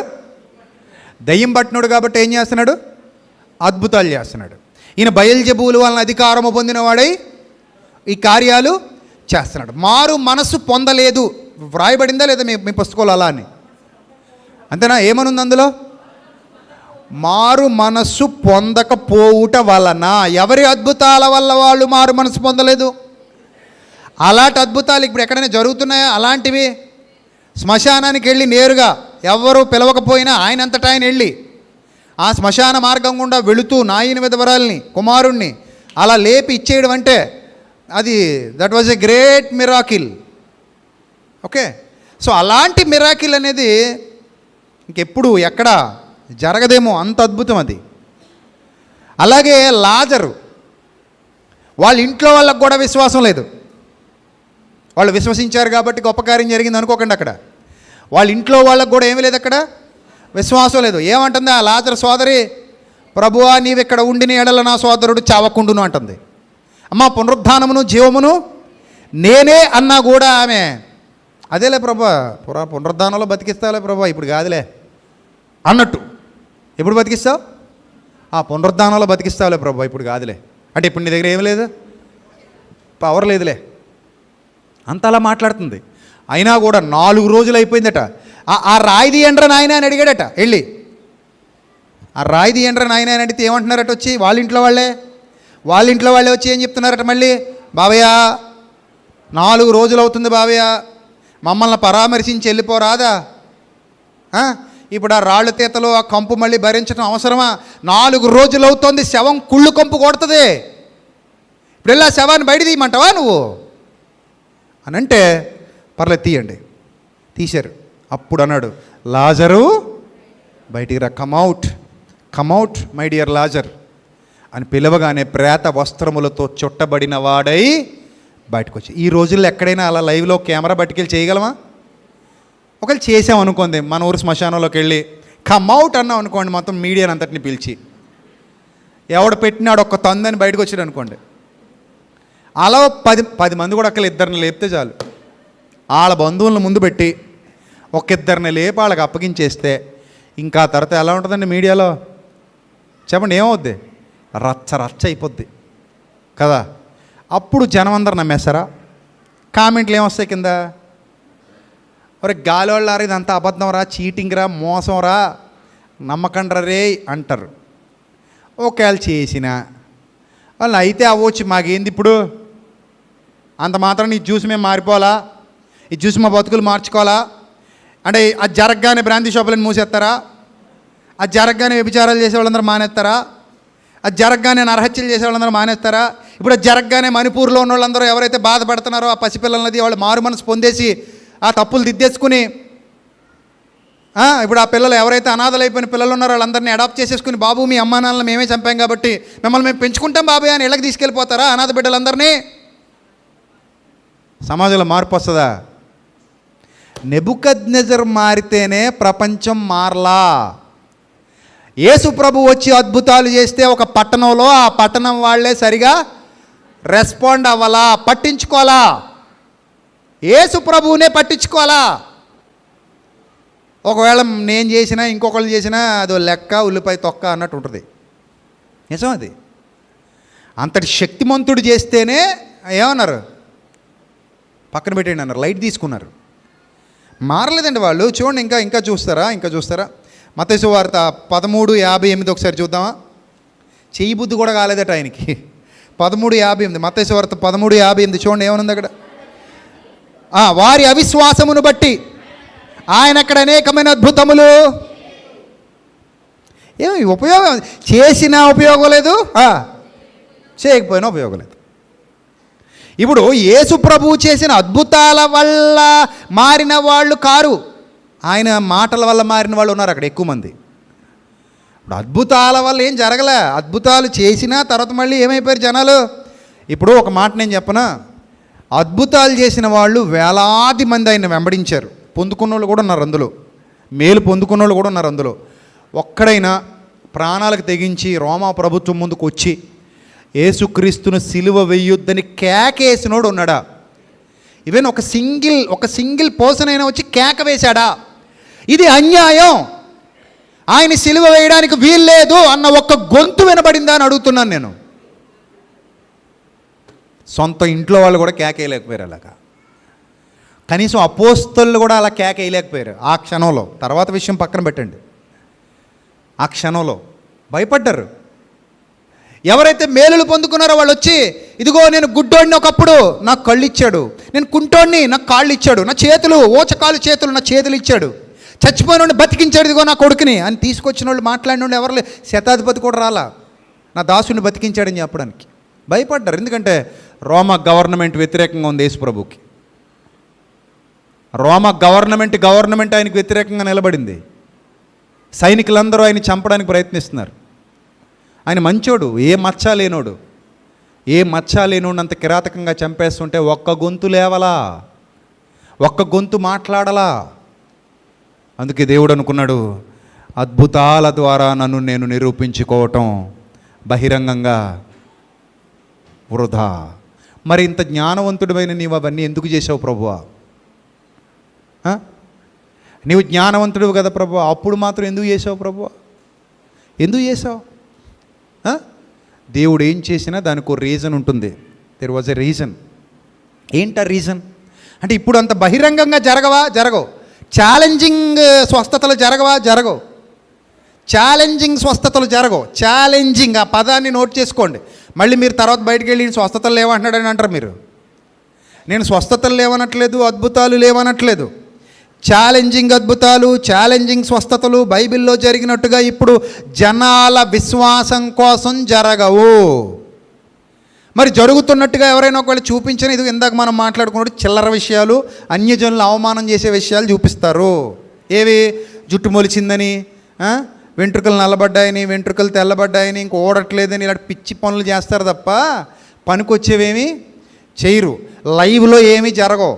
మా దగ్గర ఆ ప్రూఫ్ ఉంది, ఈ ప్రూఫ్ ఉందని గాలి మాటలు చెప్పడం తప్ప ఆ రోజు జరిగినట్టు కళ్ళ ముందు లైవ్లో ఇదిగో స్పాట్, ఆన్ ది స్పాట్ అని మీడియాని పిలిచి రా కమాన్ అని చెయ్యాలి. ఏలియా చేశాడు అలాగా. కమాన్ చూసుకున్నారండి అన్నాడు. బయలు ప్రవక్తలను పిలిచాడు. వెలిగించుకోండి, మీరు వెలిగించుకోండి, మీ బలి మీరు తెచ్చుకోండి, నాది నేను వెలిగిస్తా, నా బలి నేను తెచ్చుకుంటా. నీళ్లు పోయండి కందకం కింద, తడపండి ఫుల్గా నీళ్లతో ఆ మాంసాన్ని. ఇప్పుడు ఆకాశం నుంచి అగ్ని దిగాలి, ఆ నీళ్లను కూడా ఆవిరి చేసేయాలి. అది టాస్క్. వచ్చారు అందరూ లైవ్లో 400 మంది బయలు ప్రవక్తలు దాదాపుగా. ఇంకా జనాలు ఎంతమంది ఉన్నారో ఆ కర్మేలు పర్వతం మీద మొత్తం దడదడలాడించాడు.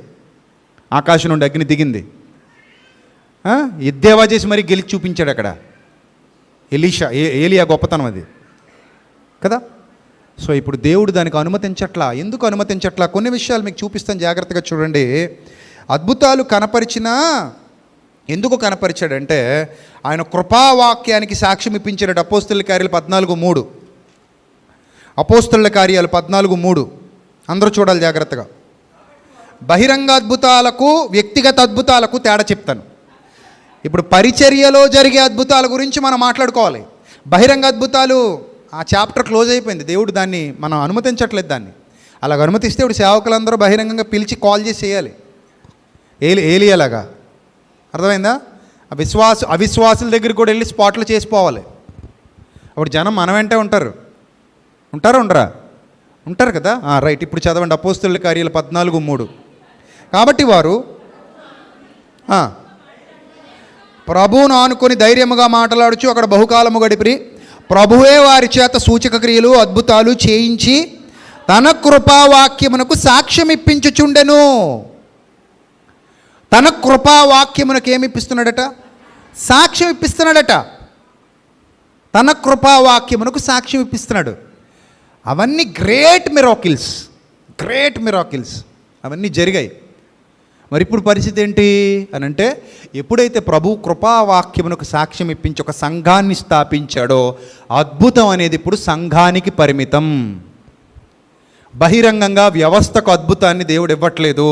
అద్భుతం దేనికి ఇస్తున్నాడు? ఇప్పుడు సంఘానికి మాత్రమే. అది కూడా నీ వ్యక్తిగత జీవితంలో నువ్వు చూడగలిగేవి నీ విశ్వాసాన్ని బట్టి తప్పితే రుజువు కోసం అద్భుతాన్ని దేవుడు ఎక్కడా ఇవ్వడు. రుజువు కోసం అద్భుతాన్ని ఇవ్వడం వల్ల ఎలాంటి ప్రయోజనం జరగలేదు బైబిల్ గ్రంథపు చరిత్రలో. ఎందుకంటే నెబుకద్నెజర్కి రుజువు ద్వారా జరిగే అద్భుతాన్ని ఇచ్చాడు. నెబుకద్నెజర్ ద్వారా ప్రపంచానికి ప్రకటించాడు అద్భుతాన్ని. అయినా ఎవడు దాన్ని ఇప్పటికీ గుర్తుపెట్టుకోలేదు. చరిత్రలో అది వ్రాయబడలేదు, బైబిల్లో తప్ప. నెబుకద్నెజర్ అనేవాడు దాన్ని రూఢిపరిచినా కూడా హ్యాంగింగ్ ఆర్డినెన్స్ గురించి మాట్లాడుకుంటున్నారు, కానీ నెబుకద్నెజర్ విశ్వాసం గురించి ఎవడు మాట్లాడుకుంటున్నారు ఎక్కడైనా? చెప్పండి. నెబుకద్నెజరు వేలాడే ఉద్యానవనాలు కట్టించాడు, అది ప్రపంచ వింతలలో ఒక వింతని ఎప్పటికీ చెప్పుకుంటున్నారు తప్ప నెబుకద్నెజరు విశ్వాసం పలానా దేవుని మీద ఉంచాడు, ప్రపంచానికి ప్రకటించాడు, అతను ప్రపంచాన్ని పాలించిన చక్రవర్తి అని ఎవరైనా చెప్పుకుంటున్నారా? ఎవరు మాట్లాడుకోవట్లా, ఎక్కడా మాట్లాడుకోవట్లా. చరిత్ర పుస్తకాల్లో ఎక్కడా లేదు. అంటే దానివల్ల ప్రభువుకు కలిగిన ప్రయోజనం ఏమీ లేదు. ఇక నేరుగా యేసుప్రభు వారే ల్యాండ్ అయ్యి ఆయన చేస్తుంటే, ఆయన చేస్తున్న కాలంలోనే ఎవరు ఏం చేయలేదట? చెప్పండి. ఆయనే చెప్పాడు కదా మత్తయి సువార్త 11:20లో. నమ్మలేదట, విశ్వాసం ఉంచలేదట. ఆ తర్వాత 13:58లో ఆయన వారి అవిశ్వాసమును బట్టి ఆయన అక్కడ అనేకమైన అద్భుతాలు చేయలేదట. సో కాబట్టి ఇప్పుడు బహిరంగ అద్భుతాలు నివారణ చేయబడ్డాయి, ఛాలెంజింగ్ అద్భుతాలు నివారించబడ్డాయి. జరగవు. ఒక 1000 మందిని పిలిచి చూడండి ఏం చేస్తానో చూడండి అని చెప్పి చేస్తే చేయలేము, అది అవదది. 1,00,000 మందిని పిలిచి లైవ్ పెట్టి మీడియాని పిలిపించి చేసేవి జరగవు. అది దైవ చిత్తం కాదు. మరి ఏంటి అద్భుతం ఇప్పుడు ఎక్కడ జరగాలంటే నీ వ్యక్తిగత జీవితంలో జరగాలి. అది ఎవరికి రుజువు కూడా కాదు, ఎవరికి రుజువు చూపించక్కర్లేదు. నీ వ్యక్తిగత జీవితంలోనే అద్భుతం జరుగుతుంది. ఎలా జరుగుతుంది? గలతీ పత్రిక 3వ అధ్యాయము 5వ వచనం. గలతీ పత్రిక 3వ అధ్యాయము 5వ వచనం. చదవండి, అందరూ చదవండి అమ్మ. గలతీ పత్రిక 3వ అధ్యాయం 5వ వచనం జాగ్రత్తగా చూడండి. ఆత్మను మీకు అనుగ్రహించి, అనగా పరిశుద్ధాత్మను మీలోనికి పంపించి, పరిశుద్ధాత్మను సంఘమా నీలోనికి పంపించి, నెక్స్ట్ మీలో ఏం జరిగించువాడు? అద్భుతములు చేయించువాడు. ధర్మశాస్త్ర సంబంధమైన క్రియల వలన లేక విశ్వాసముతో వినుట వలన చేయిస్తున్నాడు అని అడిగాడు. ఇప్పుడు మీలో అద్భుతం ఏంటి? అద్భుతం అంటే ఇందాకే మీకు చెప్పేశాను, ఫస్టే రక్షణలోనికి మనం రావడం ఒక అద్భుతం అయితే, ఇన్ని అగ్నిబాణాల మధ్యలో విశ్వాసాన్ని ఇంకా కాపాడుకుంటున్నాం చూడండి, ఇది ఇంకా గొప్ప అద్భుతం. 1 కాదు 2 కాదు, ఇప్పుడు ఎంతోమందిని విశ్వాసం నుంచి బయటికి లాగేయాలని అపవాది వేస్తున్న అగ్నిబాణాలు అన్నీ ఇన్ని కావు. నిజం. ఫేస్బుక్ ఓపెన్ చేసే చాలు క్రైస్తవ్యం మీద చల్లుతున్న బురద కనబడుద్ది. అది చూసి చాలామంది అవివేకులు, అమాయకులు, అజ్ఞానులు మేము క్రీస్తుని విడిచిపెట్టామని ప్రకటిస్తున్న వాళ్ళు కూడా లేకపోలేదు. ఇప్పుడే కాదు, ప్రారంభ శతాబ్దంలో కూడా ఉన్నారు. దేమా ఇహలోకమును స్నేహించి నన్ను విడిచిపోయాడు. అలాగే చాలామంది పునరుద్ధానము లేదని చెప్పుచూ లోకంలో కలిసిపోయారట. అలా ఎంతోమంది ఉన్నారట లోకంలో కలిసిపోయిన వాళ్ళు. అలెగ్జాండర్ అనే కంచెరువాడు అప్పటి వరకు పౌలు గారితో ఉండి తర్వాత లోకంలో కలిసిపోయాడు. నన్ను వ్యతిరేకించాడు, చాలా బాధించాడని చెప్తాడు. ఇలా ఎందరో విశ్వాసాన్ని తగలబెట్టేసుకున్నారు. విశ్వాసం అనే ఓడ నాశనం అయిపోయింది. ఇప్పుడు అద్భుతాలు అనేవి నీ వ్యక్తిగత జీవితంలో జరుగుతాయి, ఎవరికి రుజువు ఇవ్వడానికి కాదు. అలాగని నువ్వు విశ్వాసంలోనికి రావడానికి అద్భుతాన్ని దేవుడు పునాదిగా వెయ్యాలనుకోవట్లేదు. అర్థమైందా? అద్భుతం విశ్వాసంలోనికి రావడానికి నీకు పునాది కాకూడదు. మరి నీకు విశ్వాసం కలగాలంటే దేనివల్ల కలగాలి? సత్యమును వినుట వల్ల కలగాలి. ఇది సత్యం, క్రీస్తు సత్యం, యేసు క్రీస్తు సత్యం. నన్ను చాలామంది అడుగుతారు యేసు క్రీస్తే ఎందుకని అడుగుతారు. నేను అంటాను ఆయన కాకుండా ఇంకెవరున్నారు చెప్పంటాను. ఎక్కడైనా ఇదే నా మాట. యేసు క్రీస్తే నీకెందుకు అని నన్ను ఎవడడిగినా ప్రపంచ వేదిక మీద నేను ఒకటే మాట చెప్తాను, యేసును మించినవాడు, యేసును పోలినవాడు ప్రపంచంలో ఎవడున్నాడు? అంత నీతిమంతుడు, అంత పరిశుద్ధుడు, అంత యథార్థవంతుడు ఎవరున్నారు ప్రపంచంలో? ఎవరు లేరు. You cannot find anywhere, you cannot find any book. యేసుక్రీస్తు లాంటి ఆ మహోన్నత వ్యక్తిత్వం, ఏ పాపము లేని పరిశుద్ధత, నేను నమ్ముకోవటానికి ఆధారం అయిన పరిశుద్ధత, పవిత్రుడు, పరిశుద్ధుడు, నిర్దోషి, నిష్కల్మషుడు, పాపులలో చేరక ప్రత్యేకముగా ఉన్నవాడు. నాలాంటి వాడే అయితే నేనెందుకు నమ్ముతా ఆయన్ని? అంతే కదా. నాలాంటి వాడైతే నేను ఎందుకు నమ్మాలి? ఇప్పుడు యేసు ప్రభువుని ఎందుకు నమ్ముతున్నట్టు? నా పాపాలు క్షమిస్తాడని. ఆయన ఎలా క్షమించగలడు? ఆయన పరిశుద్ధుడు కాబట్టి. అంటే ఒక పరిశుద్ధుడైతే పాపాన్ని క్షమించగలడా? పాపాన్ని గెలిచిన వాడు తప్ప పాపాన్ని ఎవడు క్షమించగలడు? అర్థమైందా? పాపాన్ని జయించటం ఎలాగో తెలిసిన వాడు నా గురువు. నా పాపాన్ని క్షమించగలడు, నన్ను పాపం నుంచి విడిపించగలడు.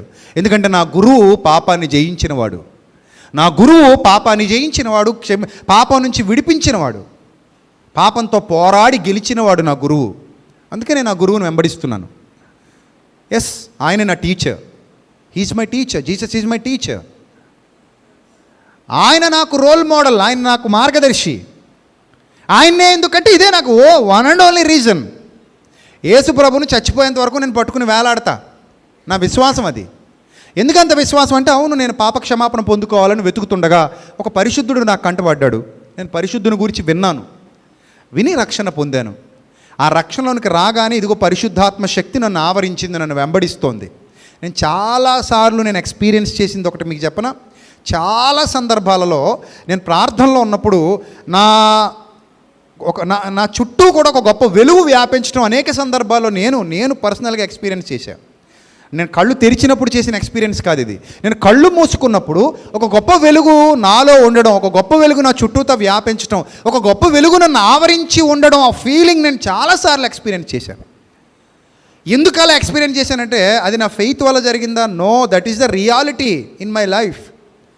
అది నేను అనుభవిస్తున్నా, అది నా స్వచ్ఛంగా నేను బైబిల్ పట్టుకు చెప్తున్నా, ఈరోజు ఎన్ని వేల మంది ముందు నిలబడి చెప్తున్నా. ఆ అనుభవాలు నా జీవితంలో చాలా ఉన్నాయి. ఆ వెలుగును నేను ఎక్స్పీరియన్స్ చేయగలిగాను. సో ఎందుకు నేను ఎక్స్పీరియన్స్ చేస్తున్నానంటే నా హృదయంలో నా దేవుని వాక్యం ఉంది కాబట్టి ఈ చీకటి నాలోనికి ప్రవేశించకుండా, ఈ పాప వ్యామోహంలో, లోక వ్యామోహంలో లేదా అవిశ్వాసపు జనాంగాలలో పడిపోకుండా, అవిశ్వాసపు తీవ్రతలో కొట్టుకుపోకుండా ఎన్ని అగ్ని బాణాలు నా మీదకి వచ్చినా వాటన్నిటినీ జయించి నిలబడగలగంటే గొప్ప అద్భుతం ఇంకా నా బతుకులో ఏముంటుంది అనిపిస్తుంది నాకు. చాలా సందర్భాల్లో చాలా గొప్ప అద్భుతం నా జీవితంలో నిత్యం జరుగుతూనే ఉంది. నా విశ్వాసమును నేను కాపాడుకున్నానన్నాడు పౌలు మహాభక్తుడు. అలాగనుకుంటే పౌలు జీవితంలో ఇంకెన్నో అద్భుతాలు పెద్దల ముందు, నెబుకద్నెజరు ముందు చేసినట్టు కైసరు ముందు చేయించి రోమా ప్రభుత్వాన్ని మొత్తాన్ని మార్చేయాలి దేవుడు. కానీ ఆ దేవుడికి ఇంకా అది ఇష్టం లేదు. ఆయన ఎప్పుడైతే సంఘానికి పరిమితం చేసేసాడో అద్భుతాన్ని, మీ బ్రతుకుల్లో జరుగుతాయి అద్భుతాలు. అవి మీకు మాత్రమే తెలుస్తాయి. నా బ్రతుకులో జరిగే అద్భుతం నాకు మాత్రమే తెలుస్తుంది. వేరే వాడికి రుజువుగా ఇప్పుడు నేను అగ్నిగుండంలో పాడేస్తా, నీతో పాటు దేవత తిరుగుతుందో లేదో చూస్తా అంటే దేవుడు దాన్ని అనుమతించడు. ఇప్పుడు నిన్ను అగ్నిగుండంలో వేస్తే నువ్వు కాలిపోతావు అంతే. అప్పుడు ఎవరో పాశ్చాత్య దేశాల్లో ఒక పాస్టర్ గారు జనాలను పిలిచాడట, నన్ను సమాధి చేయండి మళ్ళీ లేచి వస్తా అని. సమాధిలోనే ఉన్నాడు, ఇంక లేచి రావటాలు లేవు. అవి పిచ్చి పనులు. నిన్ను ఎవడో అడిగాడు రుజువు చూపించమని? నిన్ను ఎవడన్నా అడిగాడా? దేవుడు అడిగాడా? దేవుడు చెప్పాడా నీతో? అంటే వాళ్ళు పురుగుల మందు తాగిన వాళ్ళకి ఏం అవ్వలేదు కదండి, పాములు గరిచిన వాళ్ళకి ఏం అవ్వలేదు కదా, దేవుడు అపోస్తలులకు ఆ శక్తి ఇచ్చాడు కదా అంటే అపోస్తలుకి ఇచ్చాడు, నీకెందుకు ఇస్తాడు? అప్పటికి వాక్యం లేదు, ఇంకా there was no word of God. అప్పటికి ఇంకా బైబిల్ రాయబడలేదు. ఈవెన్ 1 వర్డ్ కూడా లేదు. అప్పటికి 1 వర్డ్ కూడా లేదు, 1 పేజ్ కూడా రాయబడలేదు. అపోస్తలు పరిచర్య చేసే కాలంలో ఇంకా ఒక్క పుస్తకం, ఒక పేజ్ కూడా వాళ్ళకి అవైలబుల్గా లేదు. వాళ్ళు గాల్లో కట్టారు సంఘాలని. ఇప్పుడు వాక్యంతో కొడుతున్నాం, అప్పుడు అద్భుతాలతో కట్టారు, కళ్ళ ముందు జరిగాయి, రుజువు చూపించారు, ధర్మశాస్త్రాన్ని బేస్ చేసుకుని యూదులతో ఎక్కువ మాట్లాడారు. తర్వాత అన్యజనుల ప్రవేశం జరిగింది సంఘంలోనికి. తర్వాత బైబిల్ స్థిరపడింది, కృపావాక్యానికి సాక్ష్యం ఇప్పిస్తున్నాడు. అపోస్తలులకు కొన్ని చిహ్నాలు ఉన్నాయి, వాళ్ళు బహిరంగంగా చేశారు. ఇప్పుడు అద్భుతాలు సంఘాలకు మాత్రమే పరిమితం. సంఘాలలో కూడా ఏ వ్యక్తికి ఆ వ్యక్తికి మాత్రమే పరిమితం. మీలో జరగాలి ఏ అద్భుతం అయినా సరే, మీలో. అర్థమైందా? ఇప్పుడు నేను అందుకే మొదటే చెప్పాను మీకు, నా హృదయంలో రక్షణ కలగడమే, రక్షణను నేను అంగీకరించటమే, నేను రక్షణలోనికి రావడమే నా బ్రతుకులో జరిగిన మొట్టమొదటి అద్భుతం. ఈ అద్భుతం ఎప్పుడు సాక్షాత్కరించబడుతుందంటే ప్రభు యొక్క వ్యక్తీకరణలో. ప్రభు ఎప్పుడైతే నేను అంగీకరించి తన రాజ్యానికి చేర్చుకుంటాడో ఆ రోజు ప్రపంచానికి నువ్వు ఒక అద్భుతంగా కనబడతావు. అప్పటి వరకు అలా మరుగు చేయబడే ఉంటుంది. ఏం జరిగినా పర్సనల్గా నువ్వు ఎక్స్పీరియన్స్ చేయాలి. నీ విశ్వాసం ద్వారా పర్సనల్గా నువ్వు ఎక్స్పీరియన్స్ చేస్తావు నీ బ్రతుకులో జరిగే అద్భుతాలని. అంతే తప్ప అది బయట ప్రపంచానికి చూపించాలని దేవుడు అనుకోవట్లా, చూపించడు కూడా. సో రుజువు చూపించి మీడియాని పిలిచి చేసేదేమీ లేదు.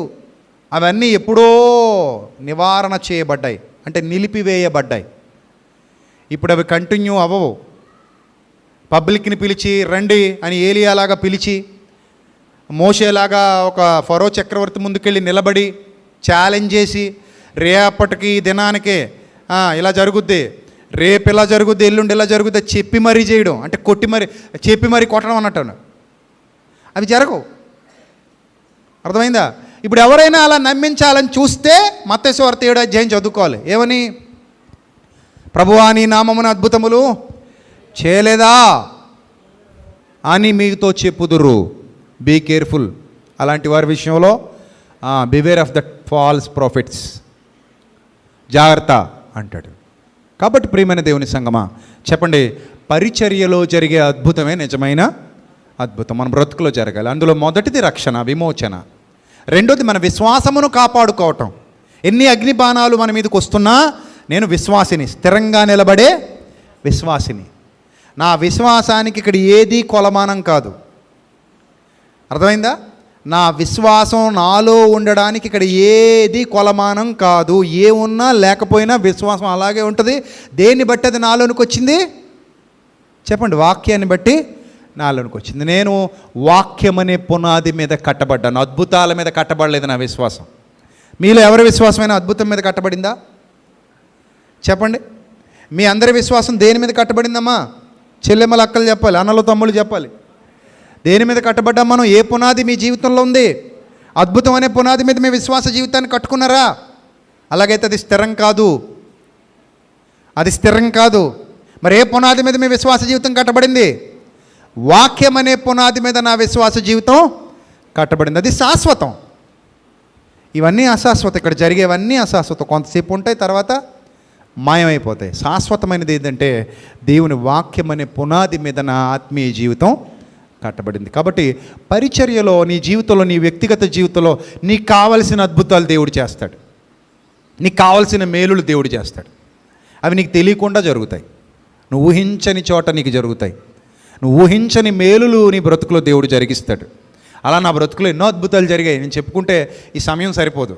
అలాగే మీ బ్రతుకులో కూడా ఎన్నో అద్భుతాలు జరిగి ఉంటాయి. ప్రపంచానికి రుజువు చూపించడానికి కాదు అది. అది కేవలం నాకు మాత్రమే తెలుసు, మీకు మాత్రమే తెలుసు. అది నా విశ్వాసానికి మాత్రమే పరిమితం. ఇప్పుడు ఒక అద్భుతం ద్వారా ఇతరుల విశ్వాసాలని దేవుడు నిరూపించాలని చోట్ల అలా అయితే చిల్లర పనులు చేయడు దేవుడు. ఎప్పుడు కూడా పెద్దవే చేస్తాడు. సూర్యుడు చంద్రుడిని ఆపేస్తాడు అవసరమైతే భూమిని తిరగడం ఆపేస్తాడు. ఆకాశం పగిలేలా చేసి మాట్లాడతాడు అవసరమైతే. చిల్లర పనులు చేయడు. నీ బోడిగుండు మీద 4 ఎంట్రుకలు మొలిపించి ఆయన గొప్పతనాన్ని రుజువు చేసుకోవాలనుకునేంతటి చిన్నవాడు కాదు ఆయన. నీ వెంట్రుకల మీద తెల్లగానో నల్లగానో చేసి ఒక పాస్టర్ గారితో చెప్పించి ఆయన గొప్పతనాన్ని ప్రపంచం ముందు నిరూపించుకోవాలనుకునేంతటి చిన్నోడు కాదు. ఇప్పుడు అలాంటి చిల్లర పనులు మన దేవుడు చేయలా. అందుకే నేను చిల్లర పనుల గురించి మాట్లాడుతుంటాను. తప్పురా నాయన, ఇలాంటి పిచ్చి పనులు చేయకండి. ఇప్పుడు గుడ్డోడికి చూపు వచ్చింది అనుకోండి, ఇవన్నో చెప్పు, 1, 2 అని అడగాల మనం. ఇవన్నీ చెప్పు, ఇవన్నో చూపించు, ఇవన్నో చూపించు. చిల్లర పనులు అక్కర్లా, చిల్లర పనులు అవి. దేవుడి నామాన్ని అవమానపరిచే పనులు.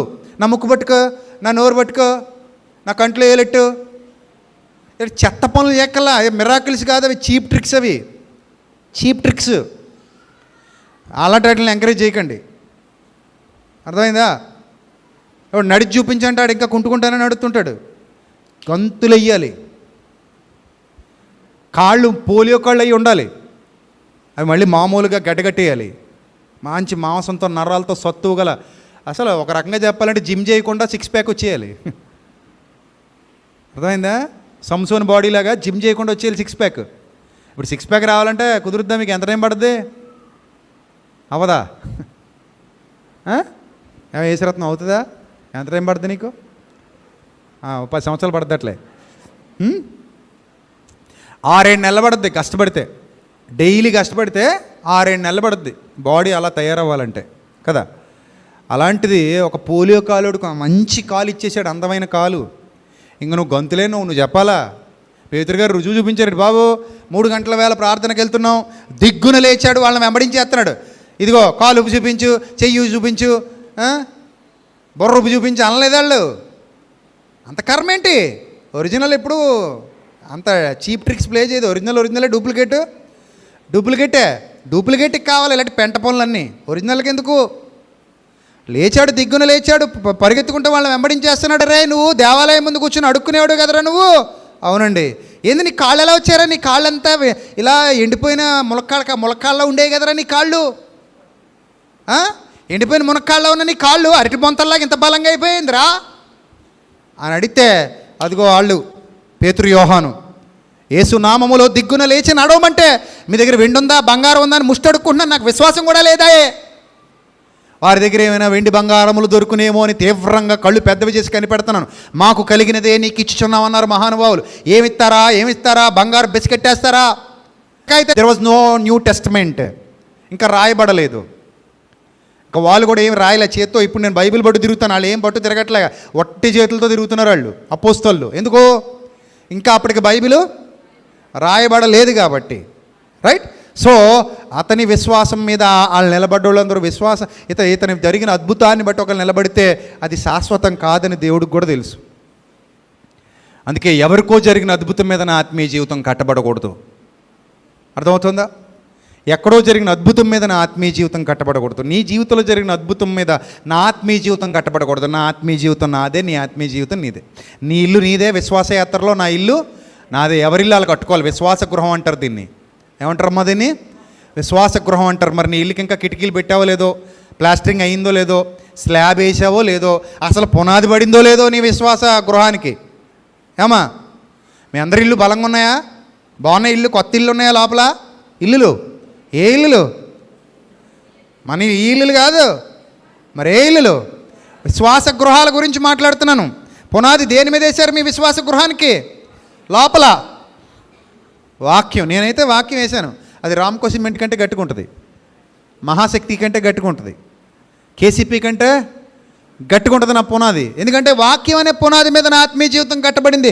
అద్భుతం మీద కట్టబడలేదు. అందుకే నాకు అద్భుతం జరిగినా నష్టం లేదు, జరగపోయినా నాకేం నష్టం లేదు.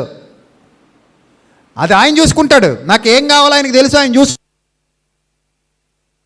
జీవితంలో ఏం జరగాలో నా ప్రభు చూసుకుంటాడు. నాకేం కావాలో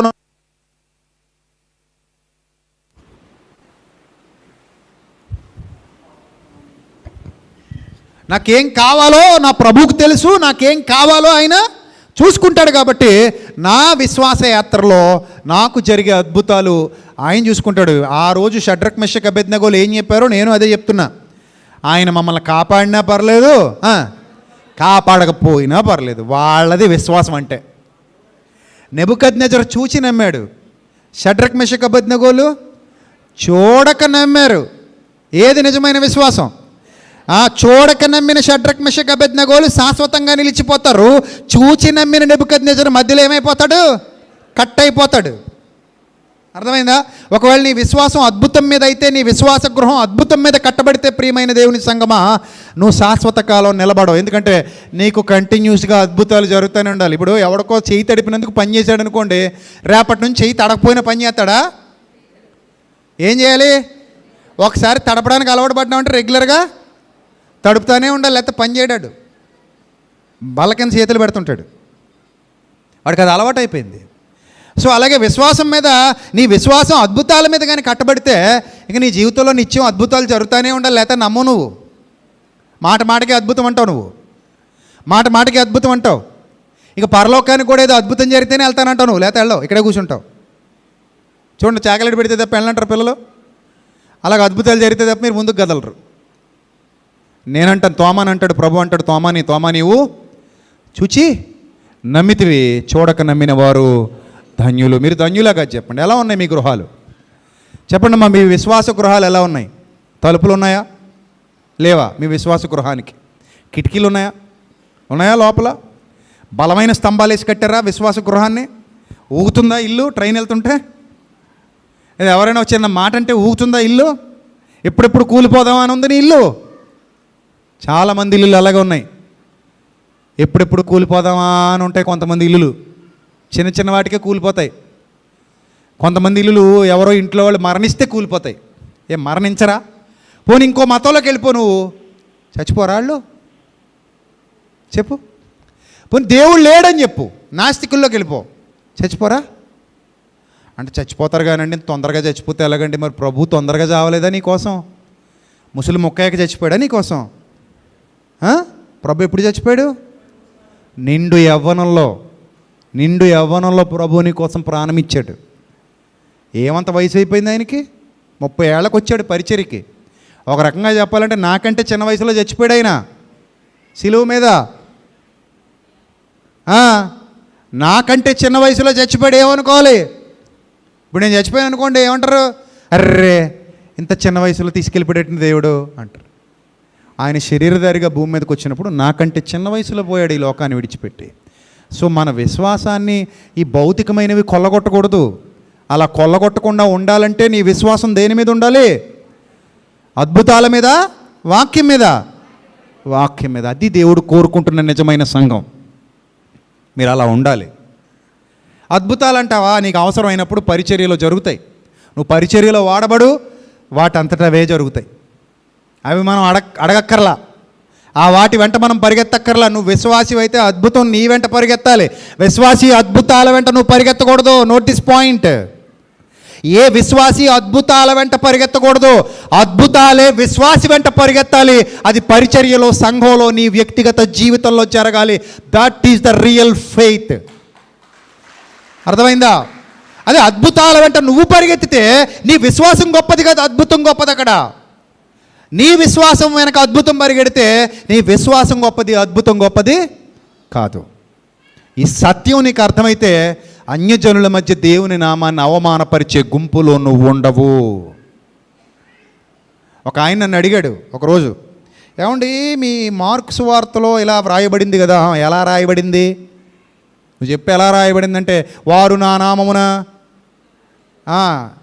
ఇలా చేసేదరు, అలా చేసేదరు, వారికి హానికరమైనది ఏదైనాను వారు త్రాగినను వారికి ఏమీ జరగదు.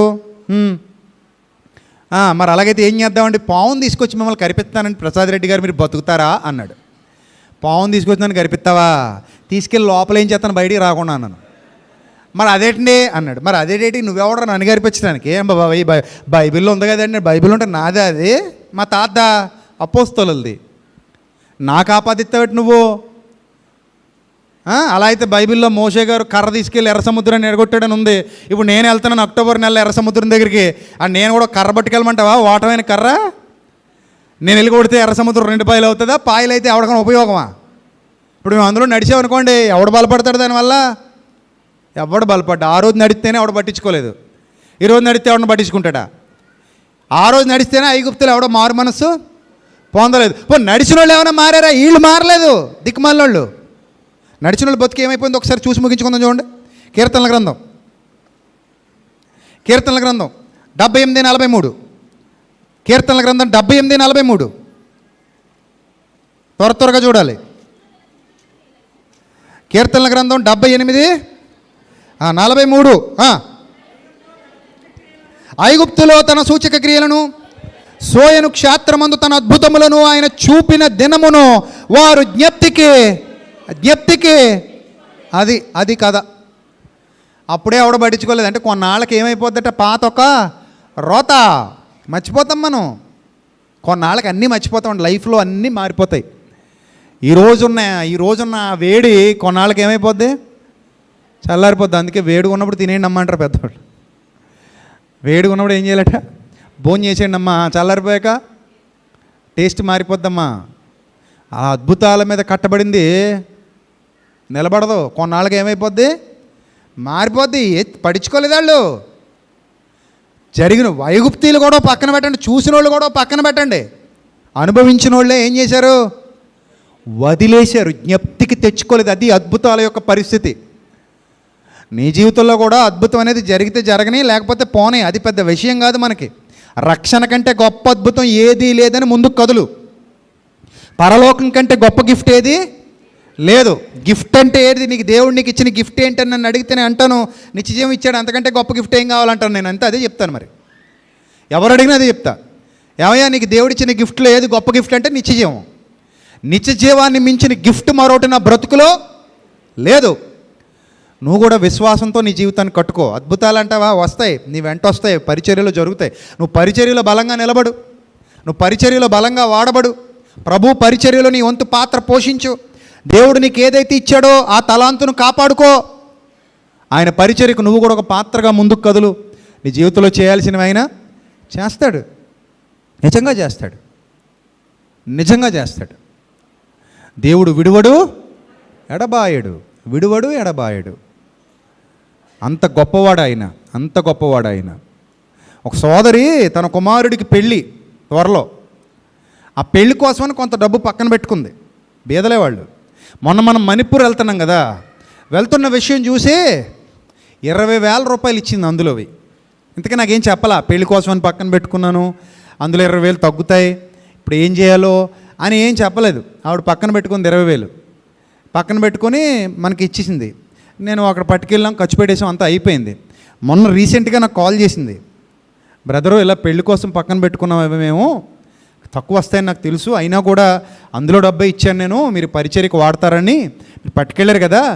గొప్ప అద్భుతం ఏంటంటే 25 ఏళ్ళు అవుతుందట ఒక ఆయనకి డబ్బులు ఇచ్చి. ఎన్నేళ్ళు? 25 ఏళ్ళు అవుతుందట. ఆ 25 ఏళ్ల వ్యక్తి మొన్న తెచ్చి ఆ డబ్బులు ఇచ్చాడట. పెళ్లి చేసుకుంటున్నావు కదా వాడుకో అని చెప్పేసి. ఇంకా ఎక్స్ట్రా ఇస్తే, బాబు ఎక్స్ట్రా వద్దు నాకు, నా డబ్బులు నాకు అసలు ఇస్తున్నావు కదా చాలంటే, లేదు ఈ ఎక్స్ట్రా నువ్వు ఉంచుకో, చాలా సంవత్సరాలు అవుతుంది, నిన్ను మోసం చేశాను, నేను ఇవ్వకూడదని అనుకున్నాను చాలా రోజులు, కానీ నేను మారాను, ఇచ్చానని చెప్పాడట. ఆవిడ జీవితంలో జరిగిన అద్భుతమే మరి అది. 25 ఏళ్ల కిందట బాకీ ఇప్పుడు రావడం అంటే అద్భుతమా కాదా? అద్భుతమే కదా. సో పరిచర్యలో మనం పోతున్నప్పుడు దేవుడు చేయాల్సినవి చేస్తూ ఉంటాడు. ఇప్పుడు ఆ రుజువు మీద నా జీవితం కట్టబడకూడదు. ఇప్పుడు ఆవిడ తీసుకొచ్చి ఇక్కడ సాక్షి నేను చెప్పించకూడదు. ఎందుకు? అది అలా జరిగిందండి, అయితే నాకు కూడా మండు బాకీ ఉందండి, ఈరోజే ప్రభువు నమ్మేస్తానండి.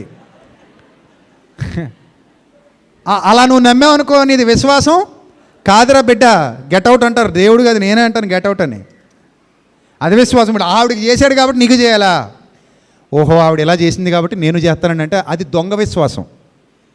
అది రుజువుపరుచుకోవడానికి, దాని మీద నువ్వు కట్టబడ్డానికి దేవుడు నీకు అనుమతి ఇవ్వట్లా.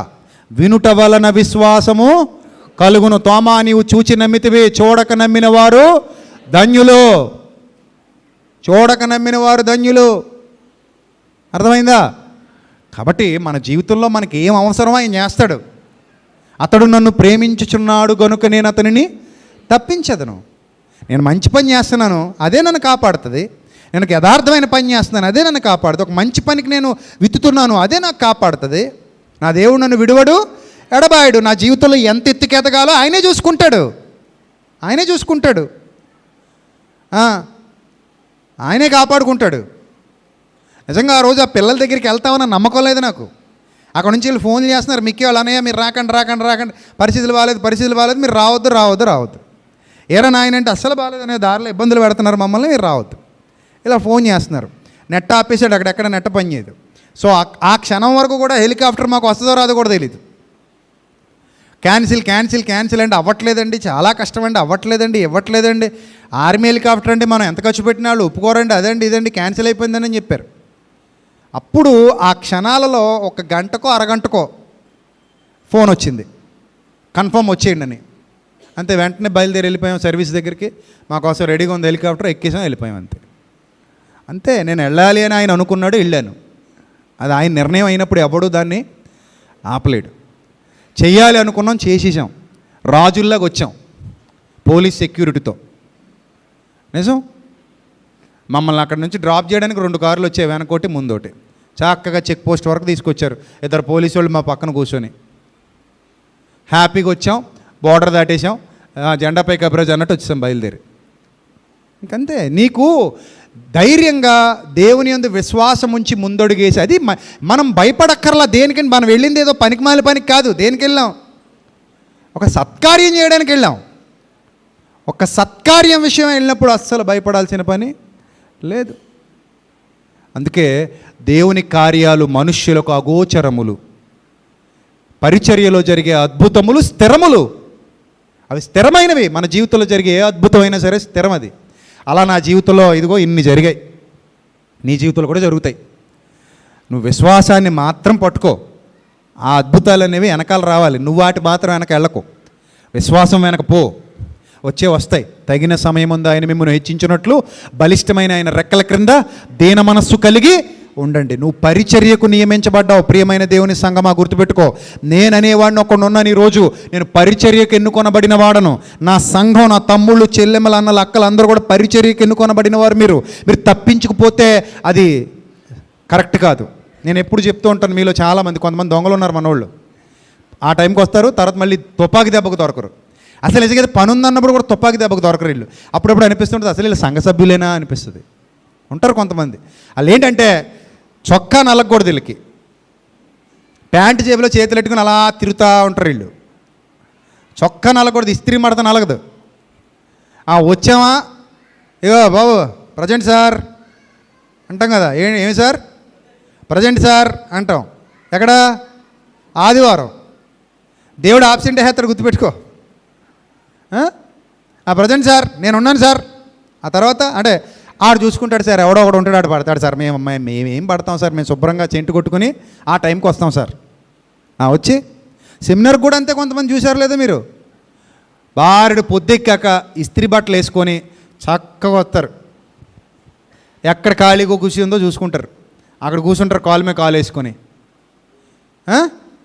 అంతా అయిపోయిన తర్వాత కాసేపు అటు ఇటు యాక్షన్ చేస్తారు. ఆ ఫోటోల్లో అలాగే ఇలాగ పలకరించి, వాళ్ళని పలకరించి, వీళ్ళని పలకరించి 4 యాక్షన్లు చేస్తారు. నాకు తెలిసిపోద్ది నువ్వు యాక్టర్వేనే. నీకు తెలుసో తెలియదుగా, నాకు తెలిసిపోద్ది వీడు పెద్ద యాక్టర్ అని మనసులో అనుకుంటాను, పైకి చెప్పనంతే. ఏదో చెరకపోతే పైకి కూడా చెప్తాను. యాక్టర్ అమ్మని కూడా తెలిసిపోద్ది, యాక్టర్ అమ్మ వచ్చిందని. సో యాక్టింగ్ చేసేస్తారు, కాసేపు చేసేసి చక్కగా ఎవరింటికాళ్ళు వెళ్ళిపోతారు సాయంత్రం. అనుకుంటారా నువ్వు సంఘంలో నిన్ను ఎందుకు నాటాడు? ఫలాలు నీ వల్ల ఆయనకి రావాలనేగా. నువ్వు ఎందుకున్నావు సంఘంలో? దేవునికి కార్యకర్తగా ఉన్నావు, దేవుని కర్షకుడిగా ఉన్నావు, దేవుని పనిలో నువ్వు నేను పాలిభాగస్తులం. మర్చిపోకు. ఎక్కడ పరిచర్య జరుగుతున్నా కొంతమందిని దేవుడు ఏర్పాటు చేసుకుంటాడు. ఈరోజు హైదరాబాద్ ఉందా, నేను వెళ్ళేసరికి అన్నీ అలా సక్రమంగా జరిగిపోయి ఉంటాయి. ఒక్క పని కూడా నేను చూడక్కర్లా. అక్కడ కొన్ని కుటుంబాలు ఉన్నాయి, ప్రభు కొరకు నిలబడిన కుటుంబాలు హైదరాబాద్లో. నేను వెళ్ళేసరికి అన్ని పనులు అలా చక్కబెట్టేసి రెడీ పెట్టేసి ఉంచుతారు వాళ్ళు. నేను వెళ్ళడం, మైకి తీసుకోవడం, వాక్యాన్ని ప్రకటించడం, వాళ్ళందరినీ ఆత్మీయంగా నిలబెట్టడం, బలపరచడం, మళ్ళీ వచ్చేయటం. అలా ఎంతోమంది, వందలాది మంది పిల్లలు అక్కడ వాళ్ళ కష్టార్జితాన్ని వ్యయం చేస్తూ, వాళ్ళ కష్టాన్ని వ్యయం చేస్తూ ప్రభు కొరకు కష్టపడుతున్నారు. కాబట్టే అంత చక్కగా ప్రతి నెల కార్యక్రమాలు జరుగుతున్నాయి. ఇక్కడ కూడా మీరు వచ్చేసరికి అన్నీ అలా రెడీగా ఉంటాయి. ఆ తర్వాత జెండాపై కపిరేజ్ అన్నట్టు ఎవడ పడతాడు, ఎక్కడ పడితే అక్కడ వదిలేసిపోవడం. నాకు ఎందుకంటే ఇది నాదే ఆ పని. మొన్న అంటున్నాడట ఎవడో, ఇది నా పని కాదండి. మరి ఎవడు ఏ పని? నీ పని ఏం పని చెప్పు అంటే, నా పని ఇది కాదండి. అది ఏంటి చెప్పు, నీ పని ఏంటి చెప్పు. అది నాకు తెలియదండి. సంఘములో ఉన్నామంటే ఇది మనది, ఇది నాది. ఇక్కడ నన్ను దేవుడు నాటాడు, నా పరిచర్యలో నేను కూడా ఇక్కడ వాడబడాలి. ఎక్కడి నుంచే నేను నిత్య జీవానికి వెళ్తాను. ఎక్కడి నుంచి వెళ్తాను నేను నిత్య జీవానికి? ఎక్కడి నుంచి వెళ్తావు? సినిమా థియేటర్లోంచి వెళ్తావా? మరి ఎక్కడి నుంచి వెళ్తావు? పార్కులోంచి వెళ్తావా? బీచ్లోంచి వెళ్తావా? కాలేజీలోంచి వెళ్తావా? లేకపోతే ఆఫీసులోంచి వెళ్తావా? ఎక్కడి నుంచి వెళ్తావు నిత్య జీవానికి? సంఘములో నుండే మనకి నిత్య జీవం, లోకంలో నుండి కాదు బిడ్డ నిత్య జీవం. ఎక్కడి నుంచి? సంఘములో నుండి నిత్య జీవం. అందుకే నన్ను దేవుడు ఎన్నుకున్నాడు. ఇక్కడ నువ్వు నిలబడాలి, నేను నిలబడాలి. వన్స్ నేను నిలబడలేదనుకోండి, ఎంతోమంది నిలబడరు. అది నాకు అర్థమైంది కాబట్టి నిలబడ్డాను గట్టిగా.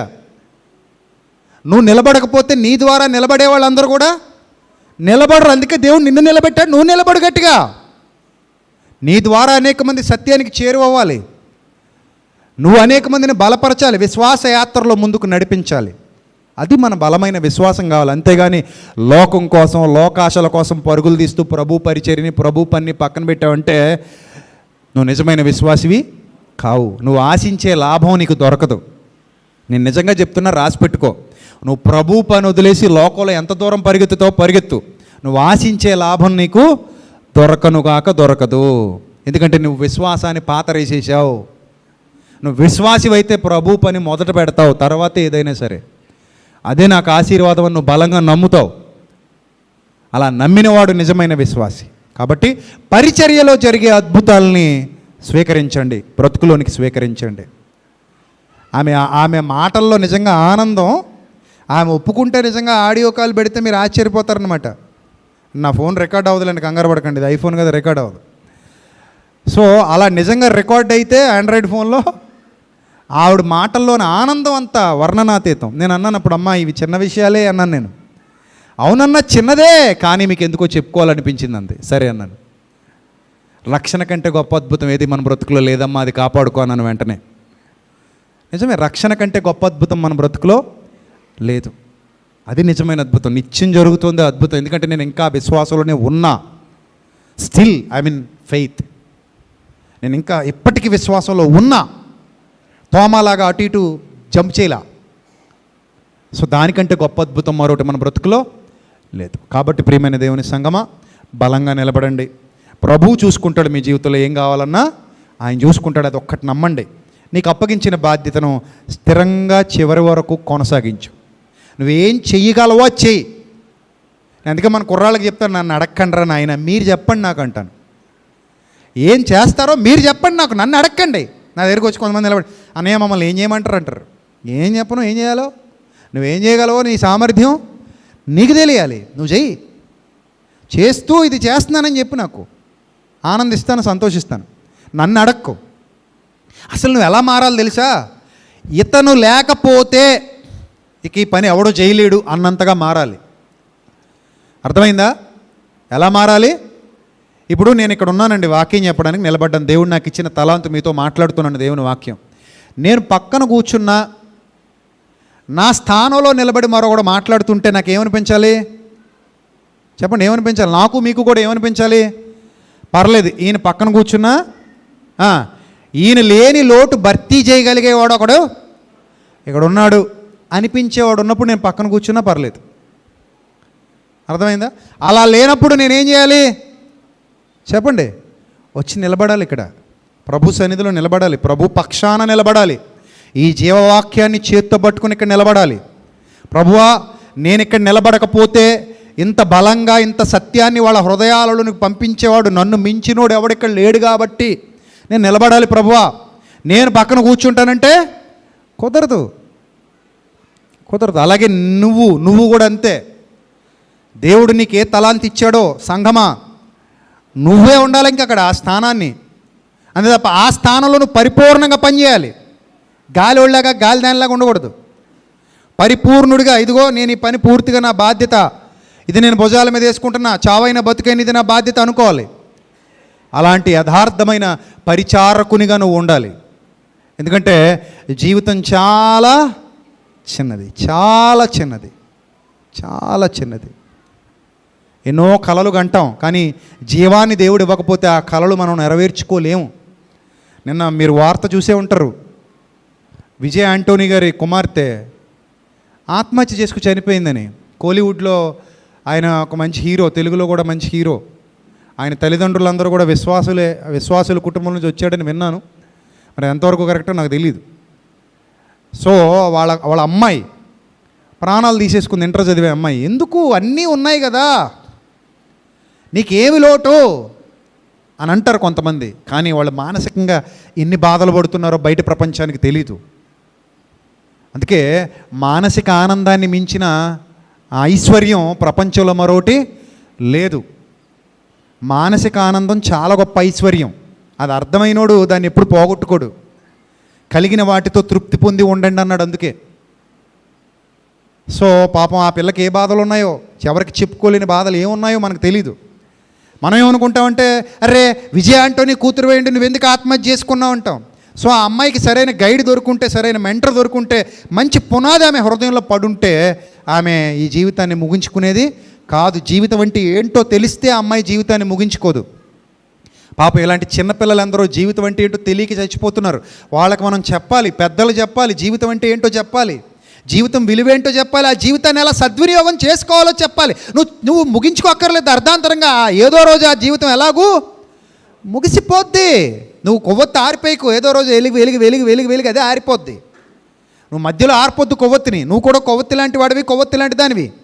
వెలుగుతావు, ఏదో రోజు ఆ కొవ్వొత్తిలో సారం అయిపోయిన తర్వాత ఆరిపోతావు. అది వెలిగినంతకాలం వెలుగు, దేదీప్యమానంగా వెలుగు, ఒక జ్యోతి వలె వెలుగు, మధ్యలో ఆరిపోకు. జీవితం చాలా చిన్నది. వెలగడానికి ఇచ్చాడు దేవుడు, ఆరిపేసుకోవడానికి కాదు. వెలగమని ఇచ్చాడు, ఆరిపేసుకోమని కాదు. కాబట్టి ప్రియమైన దేవుని సంగమా, ప్రస్తుతానికి మనం కొవ్వొత్తుల్లో వెలుగుతున్నాం. ఇంకా ఎంత సారం ఉందో మనకు తెలీదు. వెలిగినంత కాలం వెలుగుతాం, వెలుగుతూ అనేక మందికి వెలుగును పంచుతూ ఆరిపోదాం. అర్థమైందా? ఆరిపోయి దేవుని సన్నిధిలో కనబడదాం, అక్కడ స్థిరంగా నిలబడదాం.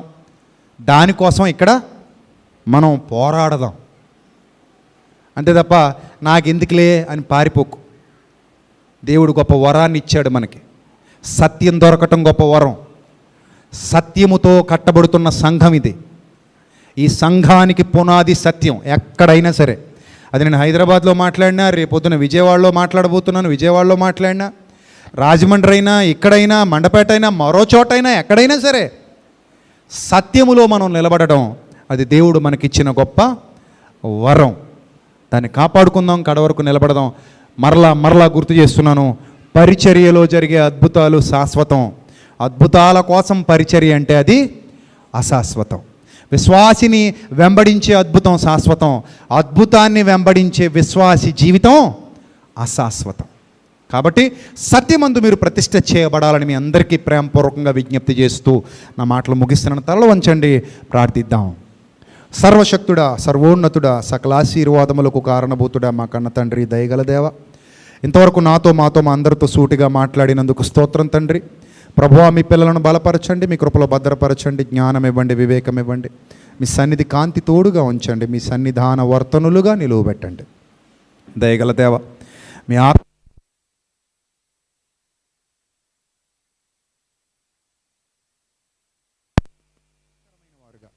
ప్రయోజనకరమైన వ్యక్తులుగా ఉండడానికి సహాయం చేయండి తండ్రి.